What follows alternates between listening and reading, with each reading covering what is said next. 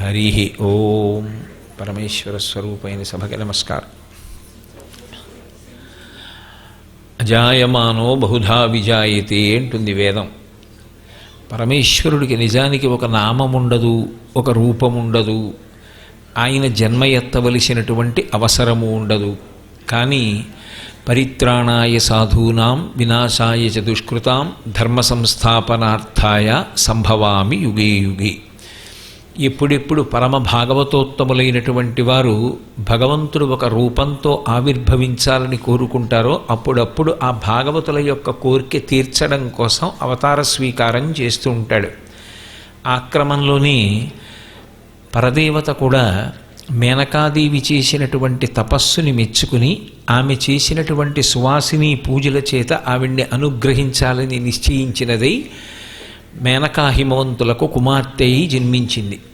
హిమవంతుడు ఆమెని చూసి పరమ సంతోషాన్ని పొందాడు. అమ్మవారి విషయంలో ఉండేటటువంటి అద్భుతమైనటువంటి స్థితి అది.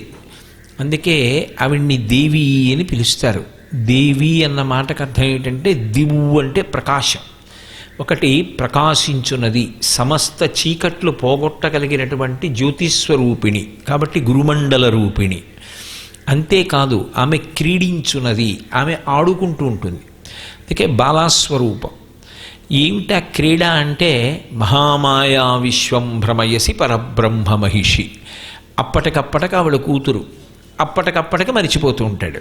మరిచిపోయి కాదు కాదు ఈమె జగన్మాత, నా కడుపున పుట్టింది, నన్ను అనుగ్రహించింది, నా భార్య మేనకాదేవి చేసినటువంటి తపస్సు యొక్క ఫలితంగా మా కుమార్తెగా వచ్చింది తప్ప ఈమె యథార్థమునకు మా కుమార్తె కాదు, ఈమె జగన్మాత అనుకుంటాడు. మళ్ళీ అంతలో నా కుమార్తె అనుకుంటూ ఉంటాడు. శంకరాచార్యుల వారు సౌందర్యలహరిలో ఒక అద్భుతం చేశారు. కరాగ్రీణ స్పృష్టం తుహినగిరిణా వత్సలతయా గిరీశేనోదస్తం ముహురధరపానాకులతయా కరగ్రాహ్యం శంభో ముఖముకురవృంతం గిరిసుతే కథంకారం భ్రూమస్తవ చుబుకమౌపమ్యరహితం అంటారు. అమ్మవారి యొక్క అంగప్రత్యంగములు అన్నిటికీ కూడా ఆయన ఉపమానములు వేశారు పోల్చి. కానీ అమ్మవారి గడ్డం దగ్గరికి వచ్చేటప్పటికి మాత్రం అన్నారు, అమ్మా నీ చుబుకమునకు అంటే నీ గడ్డానికి ఉపమానం వేయడం నా వల్ల కాదమ్మా అన్నారు. ఎందుకు కాదు అంటే ఆయనే చెప్పారు, కరాగ్రీణ స్పృష్టం తుహినగిరిణా వత్సలతయా. హిమవత్పర్వతం ఒక అధిష్టానమైనటువంటి జీవుడిగా ఉన్నప్పుడు, హిమవంతుడు అన్న పేరుతో తిరుగాడుతున్నప్పుడు, ఆయన కడుపున పార్వతీదేవి కుమార్తెగా వస్తే ఆమె యొక్క చుబుకాన్ని పట్టుకుని అందరికీ అన్నం పెట్టేటటువంటి తల్లి కదూ ఆవిడే. అందరికీ అన్నం పెట్టగలిగినటువంటి అన్నపూర్ణమ్మ యొక్క గడ్డం పట్టుకుని తుహినగిరిణా వత్సలతయా, నా తల్లి కదూ, ఈ పని చేసి పెట్టవు, అల్లరి చేయకమ్మ, నా బుజ్జి కదూ అని ఇలా గడ్డం పట్టుకుని బతిమాలాడు. అమ్మ లోకాలకందరికీ తల్లివా, ఒకడికి కూతురు అయ్యావా, ఆయన నీ గడ్డం పట్టుకుని ఆయన కూతురు అనుకుని బతిమాలాడా. అన్ని లోకాలు ఎలా ప్రవర్తించాలో నువ్వు శాసిస్తావా, నువ్వు తిప్పుతావా మాయలో. అటువంటి దాన్ని పట్టుకుని నువ్వు అలా ఉండకమ్మా, ఇలా ఉండమ్మా అని ఆయన చెప్పాడా బతిమాలి. చెప్పాడు కాబట్టి, తండ్రి కాబట్టి నువ్వు మాట విన్నావా, ఏం ఆడుకున్నావమ్మా. నీ యొక్క మాయకి, నీ యొక్క క్రీడకి, నీ యొక్క ఆటలకి, నీ హద్దులేనటువంటి వైభవానికి ఆ గడ్డం ఒక ఉపమానం. అది ఒకానొకప్పుడు హిమవంతుడు పట్టుకుని బ్రతిమలాడినటువంటి గడ్డం. అదే సమయంలో గిరీశేనూదస్తం ముహురధరపానాకులతయా కరాగ్రీణ స్పృష్టం తుహినగిరిణా వత్సలతయా కరగ్రాహ్యం శంభో ముఖముకురవృంతం గిరిసుతే. పరమశివుడు కామారి అని పేరు, మన్మధుణ్ణి దహించినవాడు. అంత మన్మధుణ్ణి దహించిన వాణ్ణి కూడా ఆకర్షించి పతిగా చేసుకుని పక్కన కూర్చోబెట్టుకుంది ఆవిడ. అందుకని అంతటివాడు కూడా ఆమె గడ్డం పట్టుకుని ఇలా ముఖం పైకెత్తి ఆమె ముఖంలో తన ప్రతిబింబం చూసుకుంటాట. చూసుకుని ముహురధరపానా కొలతయా, ఆమె యొక్క అధరపానాసక్తుడై ఇలా పైకెత్తి ఆమె పెదవుల వంక చూస్తాట. కాముణ్ణి కాల్చినటువంటి శంకరుడి యందు కామమును రగల్చి నీ వంక చూసేటట్టు చూసిన తల్లి, ఆయన నీ యొక్క ముఖంలో కనపడుతుంటాడు. అంటే చూడండి, అద్దంలా ఉంటాయి ఆవిడ చెక్కిళ్ళు అంటారు. శివుడు అమ్మవారి ముఖంలో ప్రతిబింబంగా కనపడతాడు. కాబట్టి నేను ఏమనను, కామారి అయిన శంకరుడు కామార్తుడై నీ గడ్డం పట్టుకుని ఇలా పైకెత్తాడు. ఆయన ముఖం నీ ముఖంలో కనపడింది ప్రతిబింబంగా. కాబట్టి నీ ముఖం ఆయన పట్టుకున్న అద్దంలా ఉంది. ఏదో పిడి ఉన్న అద్దం ఇలా పట్టుకుని బొట్టు బాగా వచ్చిందా లేదా గుండ్రంగా అని చూసుకుంటే ఎలా ఉంటుందో అలా శంకరుడు ముఖం చూసుకుంటున్న అద్దమా, ఆ అద్దం యొక్క పిడ అన్నట్టుగా ఉంది నీ యొక్క గడ్డం. ఇన్ని విశేషాలున్న నీ గడ్డానికి నేను ఏమని ఉపమానమేమమ్మా? కుదరదు. అందుకని కథంకారం భ్రూమస్తవ చుబుకమౌపమ్యరహితం, నీ చుబుకము నీ గడ్డమునకు ఉపమానం వేయడం కుదరదు. అంత గొప్ప గడ్డమమ్మా అది. కాబట్టి నేను ఉపమానం వేయట్లేదు అంటూనే పరమశివుడు తన ముఖాన్ని చూసుకునేటటువంటి అద్దానికి పట్టుకునేటటువంటి పిడి అని మళ్ళీ అంతర్లీనంగా ఓ ఉపమానం వేశారు. అందులో అసలు రహస్యం ఏమిటంటే, అమ్మవారు ప్రకృతి స్వరూపిణి కదూ. ఎక్కడుంటాడు విశ్వనాథుడు? విశ్వమునందే ఉంటాడు. విశ్వమే విశ్వనాథుడు. ఈ ప్రకృతి ఎందే పరమేశ్వరుడు కనపడాలి. కాబట్టి అమ్మవారి యందు అయ్యవారు కనపడతాడు అని చెప్పడానికి ఆమె యొక్క ముఖమండలమునందు విశ్వనాథుని యొక్క ప్రతిబింబము కనపడుచున్నది. ఆమె ముఖము అద్దములా ఉన్నది అంటారు శంకర భగవత్పాదులు. అందులో ప్రథమ పాదం ఎవరికి కేటాయించారు అంటే హిమవంతుడికి కేటాయించారు.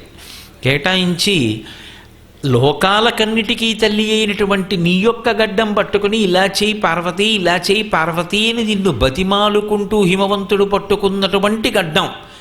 అంటే హిమవంతుడు పట్టుకున్నాడు కాబట్టి గొప్ప కాదు.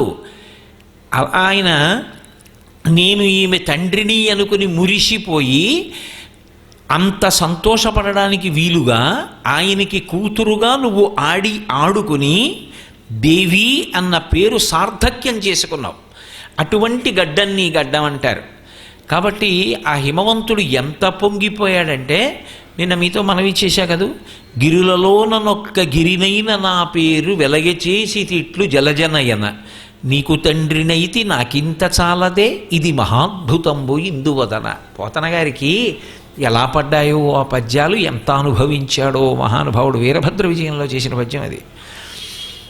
నేను కేవలం ఒక పర్వతాన్ని, అమ్మా లోకంలో ఎంతో తపస్సు చేసిన వాళ్ళే నీకు తండ్రి కాలేకపోతారు. అటువంటిది ఎంత అదృష్టవంతుడమ్మా, గిరిలలోనొక్క గిరినైన నా పేరు వెలయచేసి తిట్లు జలజనయన, హిమవంతుడి కూతురు హైమవతి పార్వతీదేవి అని నా పేరు చిరస్థాయి చేశావు కదమ్మా, పర్వతరాజపుత్రి పార్వతీ అని నా పేరుతో కలిపి పేరు పెట్టుకున్నావు. నీకు తండ్రినైతి నాకింత చాలదే, నువ్వు నాకు కూతురయ్యావనలేదు.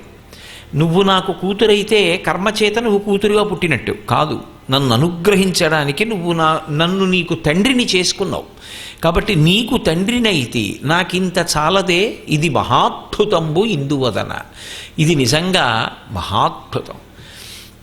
నేను మొట్టమొదటిసారి వీరభద్ర విజయంలో ఈ పద్యం చదివినప్పుడు అసలు ఆనందంతో ఊగిపోయి కాసేపు పుస్తకం కింద పెట్టేసి ఆ హిమవంతుడు పొందిన భావన ఎంత అద్భుతం రా, ఆ కూతుర్ని చూసుకుని ఎంత మురిసిపోయి ఉంటాడో అనుకుని ఆనందం తట్టుకోలేక, ఆ రోజుల్లో ఇంజనీరింగ్ చదువుకుంటోంది నా కూతురు. చదువుకుని అది నిద్రపోయింది. రాత్రి 11:30 ఎంతో అయింది. నేను వీరభద్ర విజయం చదువుకుంటున్నాను. లోపలికి వెళ్ళి ఈ పద్యం చదివి నా కూతుర్ని చూసుకుని విరిసిపోయి నేనే హిమవంతుడిని అనుకుని వెళ్ళి పడుకున్నాను. గిరిలలో నన్నొక్క గిరినైన నా పేరు వెలయచేసి తిట్లు జలజనయన, నీకు తండ్రినయితి నాకింత చాలదే ఇది మహాద్భుతంబు ఇందువదన అంటాడు. ఎంత గొప్పగా అనుభవించాడో మహానుభావుడు. ఆ హిమవంతుడి యొక్క సంతోషాన్ని ప్రకటిస్తారు. ఒక్కొక్కసారి గుర్తించాడు అమ్మవారు వచ్చింది కూతురుగానని. అలా గమనించినప్పుడు పరమ సంతోషం పొంది, కమనీయ మోహనాకారభారతి వచ్చే దయతోడననుగన్న తల్లి వచ్చే, చాతుర్య గాంభీర్య జగతి కన్నియ వచ్చే, లాలిత సంపద లక్ష్మి వచ్చే, తరిగొప్ప దేవాది దేవవల్లభ వచ్చే, మానితంబగు మహామాయ వచ్చే, భూరి లోకైక విభూతి ధారుణి వచ్చే, మంగళపావన గంగ వచ్చే, బాలవొచ్చెను ప్రౌఢైక బాలవొచ్చే, అబల కరుణించి ఈతించె ననుచు దిగుచి, కౌగిలించెను మేనక గౌరి చూచి. ఆ మేనకాదేవి ఎంత సంతోషపడిపోయిందంతేట పిల్లని చూసుకుని.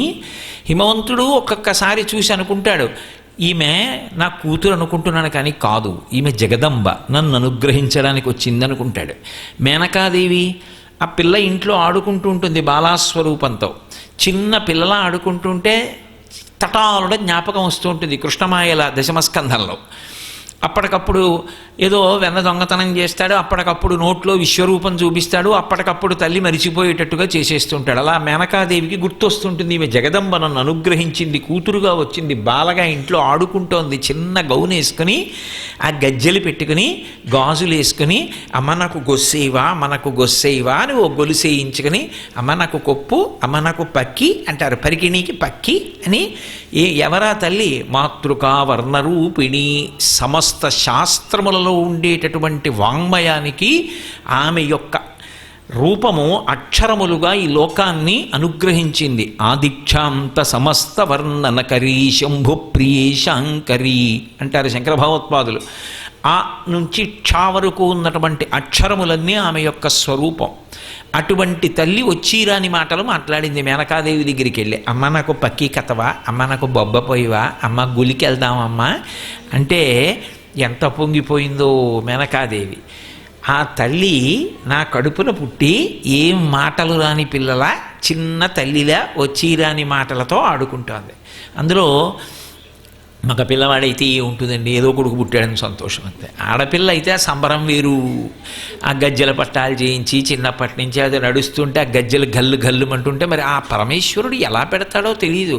ఆ చిన్న కొప్పు వచ్చేటప్పటికి దానికి ఒక చిన్న సన్నజాజి పూలెట్టుకుని, ఆ బొట్టెట్టుకుని, ఆ కాటుకెట్టుకుని, ఈ గౌనొద్దు నాకు ఈ పక్కీ కావాలి అని ఆ పట్టులంగా కట్టుకుని, ఆ పట్టు జాకెట్ వేసుకుని, వాళ్ళు ఆ చేతి నిండా బుజ్జి బుజ్జి చేతులకి ఎర్రటి గాజులు వేసుకుని, చిన్ని ఉంగరాలు ఎట్టుకుని, గొలుసులు వేసుకుని, అమ్మేమో ఎవరైనా ఎత్తుకుపోతారేమో అని భయం అమ్మకి.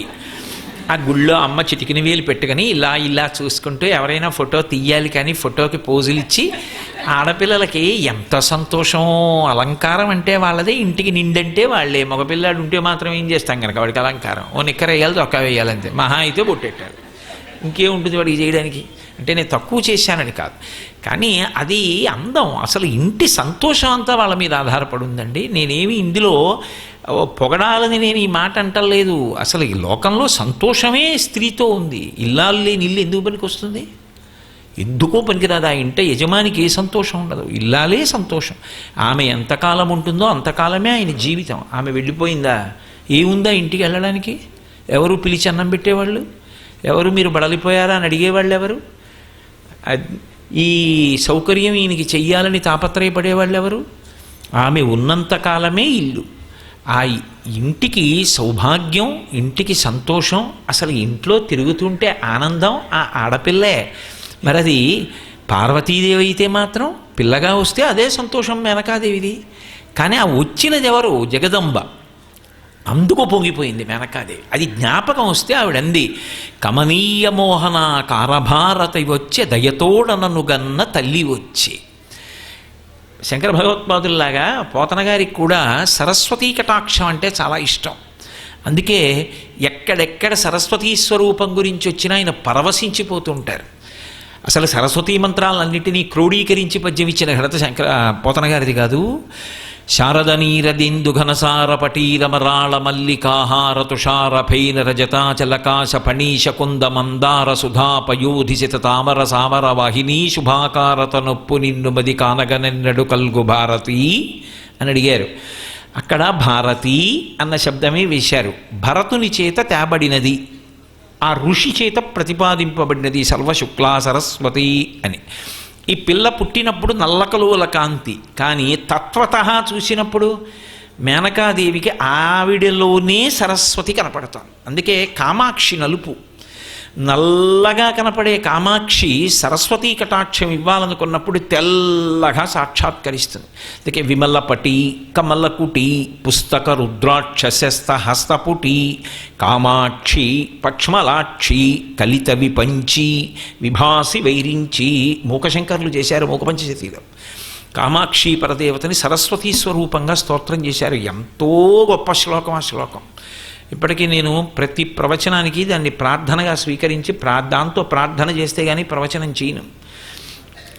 అమ్మవారిని నల్లటి కామాక్షిని తెల్లటి భారతీ స్వరూపంగా చూస్తారు. ఆ తెల్లటి సరస్వతీదేవిగా కనపడింది. అందులో ఇవాళ వసంత పంచమి, శ్రీపంచమి, సరస్వతీ పూజ కదూ. కమనీయ మోహన కారభారతి వచ్చే అటువంటి మోహనప్రదమైనటువంటి రూపం. శివుడు ఎలా ఉంటాడో అన్ని విధాలా అలాగే ఉంటుంది. తెల్లగా శంకరుడు ఉంటాడు, తెల్లగా సరస్వతీదేవి ఉంటుంది. ఆయన దక్షిణామూర్తిగా వీణ పట్టుకుంటాడు, ఈవిడ వీణ పట్టుకుంటుంది. ఆయన జ్ఞానమిస్తాడు, ఈవిడ జ్ఞానమిస్తుంది. ఆయన కొప్పేసుకుంటాడు, ఈవిడ కొప్పేసుకుంటుంది. ఈవిడ జడ వేసుకోదు, కొప్పేసుకుంటుంది. అందుకే శరజ్యోత్స్నా శుద్ధాం శశియుత జటాజూటమకుటాం కొప్పేసుకుంటుంది. ఆయనకి చంద్రరేఖ, ఈవిడికి చంద్రరేఖ. భారతి అన్ని విధాలా శివుడిలా ఉంటుంది. ఈ పిల్ల చేరవలసింది శివుణ్ణి కదూ. అందుకని శివుడి చెల్లెలు సరస్వతి. అందుకే ఇద్దరు తెల్లగా ఉంటారు, ఇద్దరూ జ్ఞానకటాక్షం చేస్తారు. అంటే శివుని చెల్లెలు అని నేను ప్రతిపాదించినప్పుడు తత్వతః అని దాని అర్థం. కాబట్టి కమనీయ మోహనాకార భారతి వచ్చే దయతోడనను గన్న తల్లి వచ్చే. ఆవిడికి మేనకాదేవి తల్లే, మేనకకి పార్వతీదేవి తల్లే. అంటే లోకంలో ఒక విషయం ఉంటుంది చూడండి. మా అమ్మ మా బంగారు తల్లి అని ముద్దులాడతారు చిన్నపిల్లని. అయినప్పుడు అమ్మతో పోల్చుకుంటారు. అందులో ఆడపిల్లలకు ఉండే లక్షణం ఏమిటంటే అమ్మ మీద చాలా ప్రేమ ఉంటుంది. అందుకు తులిచూలు పుట్టింటికి ఎడతారు. ఎందుకు అంటే ఎంత బాధ అయినా సరే ఆ అమ్మని చూసేటప్పటికి మర్చిపోతారు, ఆ అమ్మని స్పృశిస్తే మర్చిపోతారు. అందుకు అమ్మ కోసం వెంపర్లాడతారు, అమ్మ అమ్మ అమ్మ అని. ఎన్నాళ్ళు పుట్టిళ్ళు అంటే నిజంగా అమ్మున్నన్నాళ్ళే పుట్టిళ్ళు. ఆ తర్వాత లోకంలో తల్లిని మించిన ప్రేమ కలిగిన వదినలు ఉన్నారు, నేను దాన్ని కాదన్నా. అటువంటి వదిన ఉన్నంతకాలం కూడా పుట్టినిల్లే పిల్లలకి. కాబట్టి అమ్మా అమ్మా తల్లి, నా తల్లి కదూ అంటుంటారు కదూ. అందుకని మేనకాదేవికి తల్లి. కానీ బాహ్యంలో అసలు నిజానికి మేనకాదేవికి కూడా తల్లి ఎవరు? పార్వతీదేవే. అది సత్యం కూడా. లోకాలకే తల్లి, మేనకకి తల్లి కాదేమిటి? కాబట్టి కమనీయ మోహనాకార భారతి వచ్చే దయతోడనను గన్న తల్లి వచ్చే. ఆ తల్లి చాతుర్య గాంభీర్య జగతి కన్య వచ్చే లాలిత సంపద లక్ష్మి వచ్చే. చాతుర్య గాంభీర్య జగతి కన్య వచ్చే. లక్ష్మీదేవి దగ్గరికి వచ్చేటప్పటికీ ఓ చమత్కారం చేశారు. మహాచాతుర్యం కలిగినటువంటి కన్య అన్నారు. ఏమిటి మహాచాతుర్యం కలిగినటువంటి కన్య అంటే క్షీరసాగర మథనం అయినప్పుడు ఆవిడ వైజయంతిమాల పట్టుకుని పైకి లేచింది.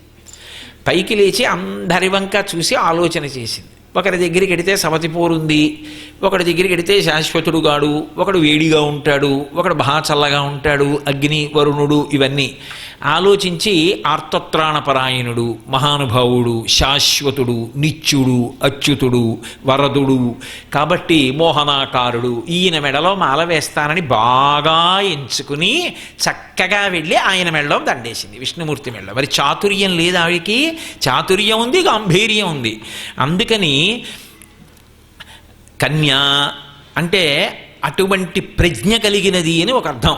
కాబట్టి చాతుర్య గాంభీర్య జగతి కన్య వచ్చే, లలిత సంపద లక్ష్మి వచ్చే.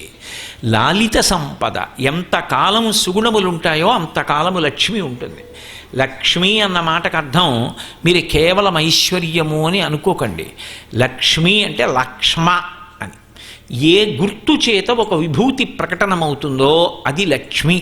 అనుభవంలోకి రావాలి, వస్తే కానీ అది నిజానికి లక్ష్మి కాదు. నాకు బోలెడంత ఐశ్వర్యం ఉందనుకోండి, కానీ ఏమీ తినడానికి లేదు, అప్పుడు ఎందుకది?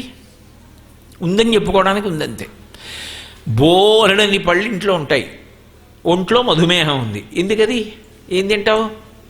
తినడానికి ఉండదు, అప్పుడు కాదు లక్ష్మి. నువ్వు అనుభవించినప్పుడే లక్ష్మి. నీకు తృప్తిని కలిగించాలి. అది నీకు తృప్తిగా మారగలిగితే అంటే బాహ్యమునందు పదార్థము అనుభవించడానికి యోగ్యత రెండూ కూడి ధర్మబద్ధమైతే లక్ష్మ అది గుర్తుగా ఉంటుంది, కీర్తిగా. కాబట్టి లాలిత సంపద లక్ష్మి వచ్చే.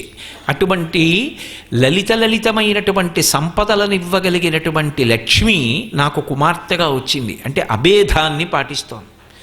ఆమె కేవలము పార్వతి కాదు, ఆమెయే జగన్మాత. అందుకని గిర్దేవతేతి గరుడధ్వజ సుందరీతి శాకంభరీతి శశిశేఖరవల్లభేతి సృష్టి స్థితి ప్రళయకైలిష సంస్థితాయై తస్మై నమస్త్రిభువనైక గురోస్తరుణ్యై అని శంకర భగవత్పాదులు. వదనారవిందవక్షో వామాంకతటీ వశం వదీభూత పురుషత్రితయే త్రేధా పురంధ్రిరూపా త్వమేవ కామాక్షి అని మూకశంకరులు ఆర్యాశతకంలో. అమ్మా నువ్వు ఒక్కదానివే ఏం చేస్తూ ఉంటావంటే, ఒకరికి నాలుక మీద ఉంటావు, ఒకరికి వక్షస్థలంలో ఉంటావు, ఒకరికి ఎడమ భాగంలో ఉంటావు. ఉండి వాళ్ళు త్రిమూర్తులుగా ఈ లోకాల్ని చక్కబెట్టగలిగినటువంటి శక్తివి. అటువంటి తల్లి నీకు నమస్కారం అన్నారంటే ఆ ఒక్క శక్తి 3 శక్తులుగా మారి ముగ్గురు మూర్తులను ఆవహిస్తోంది. కాబట్టి ఆ అభేదతత్వాన్ని దృష్టిలో పెట్టుకుని చేస్తున్నారు పద్యం. ఆ పార్వతి లక్ష్మి, ఆ పార్వతి సరస్వతి. కాబట్టి లాలిత సంపద లక్ష్మి వచ్చే, చాతుర్య గాంభీర్య జగతి కన్నియ వచ్చే, లాలిత సంపద లక్ష్మి వచ్చే, భూరి లోకైక విభూతి దారుని వచ్చే, మంగళపావన గంగ వచ్చే. అదేమిటి? గంగమ్మకి ముగురమ్మల పక్కకి స్థానం ఎలా వచ్చింది ఈ పద్యంలో? అలా ఎందుకంది ఆవిడ? గంగమ్మ వచ్చింది అన్నమాట ఎందుకు వచ్చింది అంటే, రామాయణం బాలకాండలో ఒక మాట ఉంది. గంగ హిమవంతుని యొక్క పెద్ద కూతురు, పార్వతీదేవి హిమవంతుని యొక్క చిన్న కూతురు. ఆయనకి 2 కుమార్తెలు, పెద్ద కుమార్తె గంగమ్మ. ఆ గంగమ్మని దేవతలు ప్రార్థన చేశారు, అమ్మా నువ్వు వచ్చి స్వర్గలోకంలో ప్రవహించు, దాని వలన దేవతా కార్యాలు నడుస్తాయని. ఆమె ఆకాశగంగయ్యి ఊర్ధ్వలోకంలో ప్రవహించింది. అందుకని మంగళపావన గంగ వచ్చి, లోకములను పావనం చెయ్యగలిగినటువంటి గంగ, పరమమంగళ స్వరూపిణి అయినటువంటి గంగ ఒక రూపు దాలిస్తే ఆమె కేవలము బాహ్యంలో నీటిగా చల్లగా ఉండడం కాదు, ఆమె మనసు కూడా అంత కారుణ్యంతో ఉంటుంది. అటువంటి గంగ పెద్ద కుమార్తె కనుక, ఏది పిల్లొచ్చిందా అందనుకోండి, మేనక పిల్లొచ్చిందా అంటే పెద్ద పిల్ల చిన్నపిల్ల కూడాను. అందుకని అక్క చెల్లి ఇద్దరూ అదే ప్రేమతో ఉంటారు. అందుకని ఆ గంగమ్మగా పెద్ద కుమార్తెగా ఉన్నది ఎవరో ఆమెయే ఈమె 2వ కుమార్తె. అందుకే మీరు ఒక చమత్కారం ఉంటుంది, విఘ్నేశ్వర నామాల్ని సుబ్రహ్మణ్య నామాల్ని చూస్తే ద్వైమాతురాయ నమః అని విఘ్నేశ్వరుడికో నామం. ఆయనకి 2 తల్లులు ఎక్కడున్నారు అసలు? పార్వతీదేవి యొక్క ఒంటి మట్టిలోంచి కదా వచ్చాడు ఆయన. అయినప్పుడు 2 తల్లులు ఎలా కుదురుతారు? సుబ్రహ్మణ్యుడికి కుదురుతారు. ఎందుకంటే ఆయన గంగలోంచి వచ్చి పార్వతీదేవి శరీరం శరవణతటాకంగా ఉంటే అందులో పడి అందులోంచి పైకి వచ్చాడు కాబట్టి ద్వైమాతురాయ నమః. 2 తల్లులు సుబ్రహ్మణ్యుడికి అన్వయం. మరి విఘ్నేశ్వరుడికి ఎలా అన్వయం? విఘ్నేశ్వరుడికి అన్వయం కుదరదుగా. కానీ విఘ్నేశ్వరుడికి ఎందుకు అన్వయం కుదిరింది అంటే, మా నాన్నగారు గంగమ్మని నెత్తి మీద పెట్టుకున్నారు, నెత్తి మీద పెట్టుకుని గౌరవించారు కాబట్టి ఆయన చేత గౌరవింపబడింది, ఆయన చేత ప్రేమగా చూడబడింది కాబట్టి నేను ఒక తల్లిలా భావన చేస్తానని నమస్కారం చేశాడు. ఆయన సంస్కారం అది. అందుకని ద్వైమాతురాయ నమః తప్ప నిజంగా 2 తల్లులని కాదు. అది విఘ్నేశ్వర సంస్కారాన్ని ప్రకటనం చేస్తుంది. అలా ఇక్కడ గంగమ్మ పార్వతీదేవి 2 దేవతాంశలు, 2 దేవతాంశలు కూడా మేనకని ఉద్ధరించడానికి ఆవిడ కడుపును వచ్చాయి. అందుకే పార్వతీదేవి ఎంత చల్లటిదో, ఎంత కారుణ్యమున్నదో, గంగమ్మ కూడా అంత పావనమైనది, అంత చల్లనిది, అంత మంగళప్రదురాలు, అంత సౌశీల్యవతి, అంతటి కారుణ్యమూర్తి. అందుకే మీరు చూడండి, 2 కలిసి వచ్చే సందర్భం ఒక చోట ఉంది. 2 వచ్చి తరింప చేస్తుంటారు. 2 వచ్చి కన్న తల్లులుగా తరింపచేసే సందర్భం ఎక్కడుంటుంది అంటే ఒక్క కాశీపట్టణంలో ఉంటుంది. కానీ అలా తరించిన వాడికి చెప్పడానికి ఉండడు. అదొక్కటే తేడా. ఎందుకని అంటే కాశీపట్టణంలో ప్రాణోత్క్రమణం అయిపోతుంటే ఎలా ఉంటుందో కాశీఖండంలో వర్ణించాడు శ్రీనాథ మహాకవి. ఆఖరి ఊపిరికి వచ్చేసి ఇంక దగ్గర పడిపోయి మనసు ఇంద్రియముల యొక్క శక్తిని అంతటినీ మూట కట్టేసి వెళ్ళిపోవడానికి దారి వెతుక్కుంటుంటే, కాశీపట్టణంలో ప్రాణం విడిచిపెట్టేసేవాడు ఎవరుంటాడో వాడు ఊపిరి అందక ఆయాసపడి ఒళ్ళు చెమట పట్టేస్తుంటేట, అప్పుడు పాలిండ్లు కదలంగ పసిడిపయ్యద వీచు అచలాధిపుని కూర్మి ఆడుబిడ్డ ధూత్కారమునరించి తొండంబు ముక్కున శిఖరారావంబు జిలుకు డుంఠి అలాగే ప్రథమోత్తముండు భృంగి భయరక్షణార్థంబు పాలాగ్రమున తీర్చు భసితరీగ. గంగమ్మ సాకార రూపమును పొంది వామహస్తమున నిమురు మంగళ గంగ. అటువంటి తల్లి వచ్చి నిలబడుతుంది. అప్పుడు దక్షిణ శృతి మీదుగా ధాత్రి త్రెళ్ళి పెద్ద నిద్రకు మాగన్ను పెట్టువేళ పంచజనులకు తారక బ్రహ్మ విద్య అభబడుపదీశమురరించునప్పుడు కాశీ. కాశీపట్టణంలో ఆఖరి ఊపిరికి దగ్గరికి వచ్చేస్తున్నాడు అన్నప్పుడు ఇంక స్పృహ లేకుండా పడిపోతే మొట్టమొదట ఎవరొస్తారంటే పార్వతీదేవి వస్తుంది దగ్గరికి. వచ్చి వాడు కుడి చెవి కిందకి పెట్టి ఎడమ చెవి పైకి పెట్టి ఇలా పడుకున్నాడు అనుకోండి, వాడి తల తిప్పుతుంది. తిప్పి కుడి చెవి పైకి ఉండేటట్టుగా చేసి రామకృష్ణ పరమహంస ధ్యానంలో చూశారు. అక్కడ ఏ ప్రాణి చచ్చిపోయినా కుడి చెవి పైకి వస్తుంది. అందుకే కుడి చెవి పైకి పెట్టి అమ్మవారు తన తొడ మీద పడుకోబెట్టుకుంటుంది. పడుకోబెట్టుకొని కాశీ మా ఆయనకి ప్రీతిపాత్రమైన పట్టణం, ఇక్కడ వెళ్ళిపోతున్న వాడికి విసినికర్రతో విసరణని పాలిండ్లు కదలంగ పసిడిపయ్యద వీచు అచలాధిపుని కూర్మి ఆడుబిడ్డ. అచలాధిపుని కూర్మి ఆడుబిడ్డ అంటే హిమవంతుని కూతురు పార్వతీదేవి తన పవిట కొంగుతో విసురుతుంది వాడికి, ఆ వెళ్ళిపోతున్న వాడికి. అచలాధిపుని కూర్మి ఆడుబిడ్డ ప్రత్యక్షమై వచ్చి భాగీరథీ గంగ మృదులహస్తము సాచి వీపునిమురు. ఆ గంగానది ప్రత్యక్షమై రూపంతో బయలుదేరి వచ్చి పార్వతీదేవి పక్కన కూర్చుని తన చల్లటి చేత్తో ఏం బెంగ పెట్టుకోకు నాన్నా అని గుండెల మీద నిమురుతూ ఉంటుంది. ప్రత్యక్షమై వచ్చి భాగీరథీ గంగ మృదులహస్తము సాచిబి మేను నివురు. తూత్కారమునరించి తొండంబు ముక్కున శిఖరారావంబు జిలుకు డుంటి విఘ్నేశ్వరుడు వచ్చి అయ్యో ఊపిరంతా కొట్టుకుంటున్నావా అని తొండం ముక్కు దగ్గర పెట్టి తుస్సని ఆ గాలి ఊతట పీల్చరా అని. ప్రథమోత్తముండు భృంగి భయరక్షణార్థంబు పాలాగ్రమున తీర్చు భసితరేఖ. భృంగి బయలుదేరి వచ్చి 3 కాళ్లతో ఉంటాడు భృంగి. భృంగి వచ్చి విభూతి బొటన వేలుతో పెడతాట లలాటమునందు.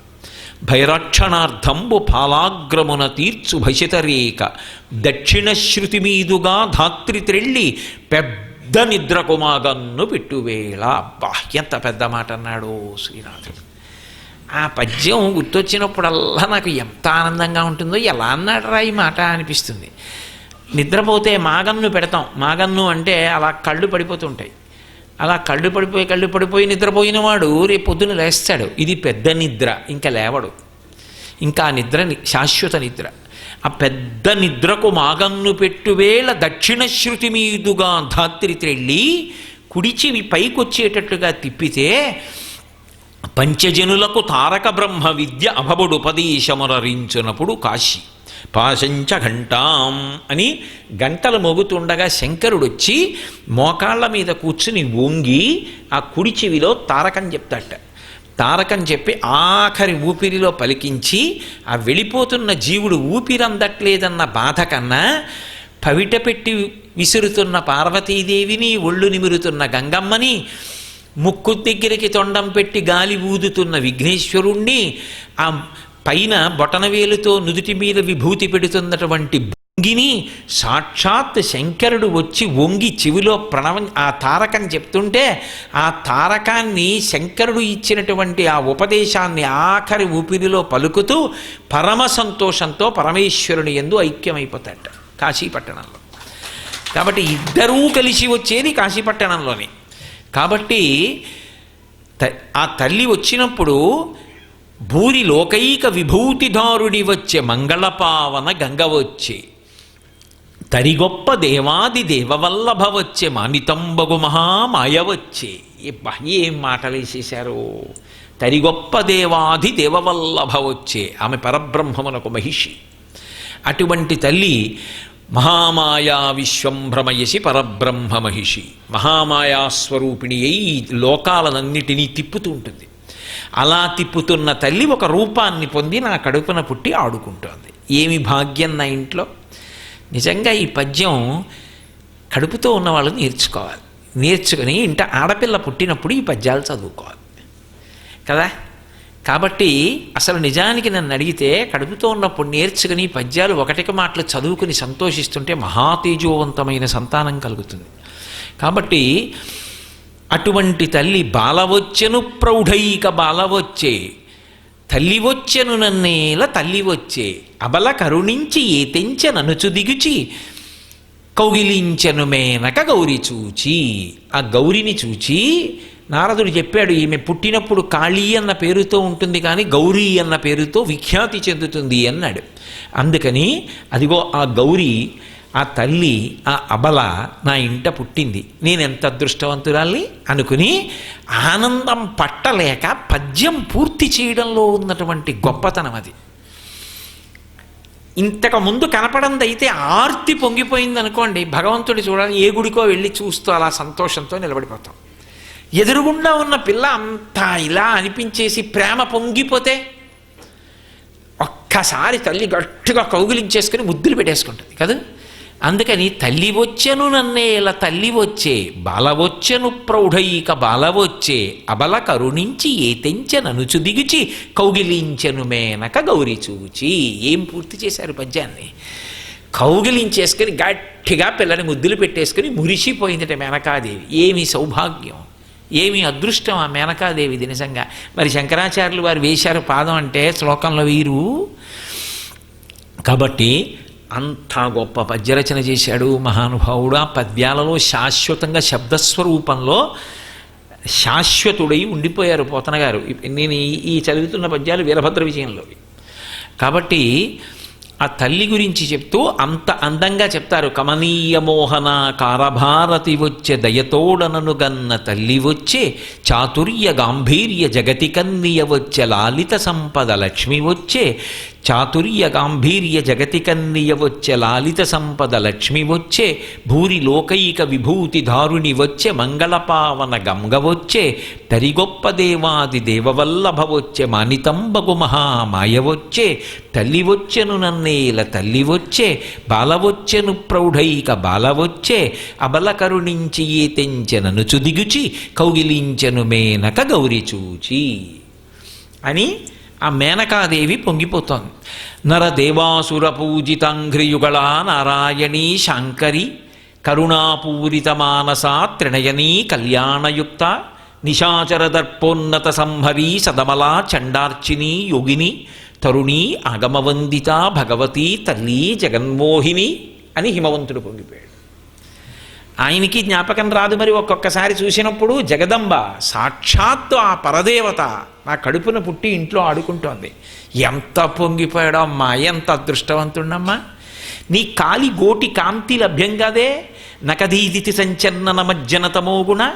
నీ కాలి చిటికిన వేలుకున్నటువంటి గోటి కాంతి ప్రసరించినంత మాత్రం చేత కొన్ని కోట్ల జన్మల నుంచి తరువుకొస్తున్నటువంటి తమోగుణం ధ్వంసమైపోతుందే. అటువంటి తల్లి వినా ఇంట ఏమీ తెలియని బాలగా ఆడుకుంటున్నావా పట్టుపావడా కట్టుకుని అని నరదేవాసుర పూజితాంఘ్రియుగళా నారాయణీ శాంకరి. ఏమి మాటలు వేశారు! నరదేవ అసుర పూజితాంఘ్రియుగళా, అది అమ్మవారి యొక్క తత్వం. ఆ తల్లి అందరు బిడ్డలకి తల్లి. ఆ బ్రహ్మకీట జనని అంటాడు వ్యాసుడు. ఆమె బ్రహ్మ మొదలు చిన్న కీటకం వరకు ఆమెయే తల్లి. ఆమెకు బిడ్డలు కాని వారు ఎవరు లేరు. అందుకే దృశాద్రాఘీయస్యాదర దళిత నీలోత్పల రుచా దవీయంసం దీనం స్నపయ కృపయా మమపి శివే అనీనాయం ధన్యో భవతి నచతే హానిరియత వనేవా హర్మ్యేవా సమకర నిపాతో హిమకర అంటారు శంకర భగవత్పాదులు. దృశాద్రాఘీయస్యాదరదళిత నీలోత్పల రుచ. ఈ బ్రహ్మాండములు ఎంతవరకు ఉన్నాయో అంతకన్నా ఎక్కువ దూరం చూసుకుంటూ ఉంటుంది ఆవిడ. ఎందుకని నా బిడ్డలందరూ ఎలా ఉన్నారని అంత దూరం ఇలా కూర్చుని ఇలా ఇలా కళ్ళు తిప్పుకుంటూ చూసుకుంటూ ఉంటుంది. దాని మీద 100 శ్లోకాలు చేశారు. కటాక్ష శతకము అని ఆ కనుగుడ్డి ఇక్కడికొచ్చి రావడం మీద మూకశంకర్లు 100 శ్లోకాలు గుక్క తిప్పుకోకుండా చెప్తే అదే కటాక్ష శతకం అయింది. కాబట్టి ఆ తల్లి దృశాద్రాఘీయస్యాదర దళిత నీలోత్పల రుచ. అందరూ నీ బిడ్డలే కదమ్మా. ఎవరు బిడ్డలు? నర దేవ అసుర. దేవతలు ఆమె బిడ్డలే, నరులు ఆమె బిడ్డలే, రాక్షసులు ఆమె బిడ్డలే. నాకు 4 కొడుకులు ఉన్నారనుకోండి, 3 ఐఏఎస్, ఐపీఎస్, ఐఎఫ్ఎస్ చదివి ఒకడు జేబు దొంగ అనుకోండి, నా షష్ఠి పూర్తికి వాడిని పిలవాలి. వాడు వస్తాడు, అది వాడి హక్కు. నాన్నగారి షష్ఠి పూర్తని. వాడు జేబు దొంగ. వాడు జేబు దొంగ అయ్యాడని నా కొడుకు కాకుండా పోతాడా? కాకపోతే వాడి సంస్కారం మారాలి, వాడు మంచివాడు కావాలి అని నేను పరితపిస్తానంతే, భగవంతుణ్ణి ప్రార్థిస్తాను. అలా భగవంతుడు లోకములకన్నిటికీ తండ్రి అయినప్పుడు కొంతమంది ఆయనకి బిడ్డలు కాకుండా ఎలా పోతారు అసలు? అందుకే ప్రమదగణముల దగ్గర నుంచి భూత ప్రేత పిశాచ గణములన్నీ కూడా ఆయననే అనుగమించి వెడుతుంటాయి. వెళ్ళడానికి కారణం ఆయనే తండ్రి సమస్త సృష్టికి. వాగర్ధ వివ సంపృక్తవు వాగర్ధ ప్రతిపత్తయే జగత పితరవ్ వందే పార్వతీ పరమేశ్వరవు అన్నాడు కాళిదాస మహాకవి. సమస్త లోకములకు వాళ్ళిద్దరూ తల్లిదండ్రులైతే ఇందులో చీమకి ఆయన తండ్రి కాడండి, ప్రేతానికి ఆయన తండ్రి కాడండి, పిశాచానికి ఆయన తండ్రి కాడండి, ప్రమదగణాలకు ఆయన తండ్రి కాదండి అంటే మరెవరు? ఆయనే తండ్రి. అందుకే అందరూ ఆయన్ని పూజ చేస్తారు, అందరూ ఆవిడ్ని పూజ చేస్తారు. ఈ పూజ చేయడంలో భక్తి ప్రధానంగా తీసుకుంటాడు తప్ప ఆ తండ్రితనం ఉన్నవాడు కాబట్టే అధికారాన్ని నిర్ణయం చేసి తీసుకునేటప్పుడు ఒకే సమర్థతని గీటురాయిగా పెట్టడు. అందుకే ఒక్కొక్కడికి ఒక్కొక్క సమర్థత ఉంటుంది. అందుకే చూడండి, అందరికన్నా చనువు ఎవరు? ఇంకా నాన్నగారి దగ్గర కూడా కొంచెం భయం ఉంటుంది. అమ్మో నాన్నగారికి కోపం వస్తుందేమో అన్న భయం ఉంటుంది.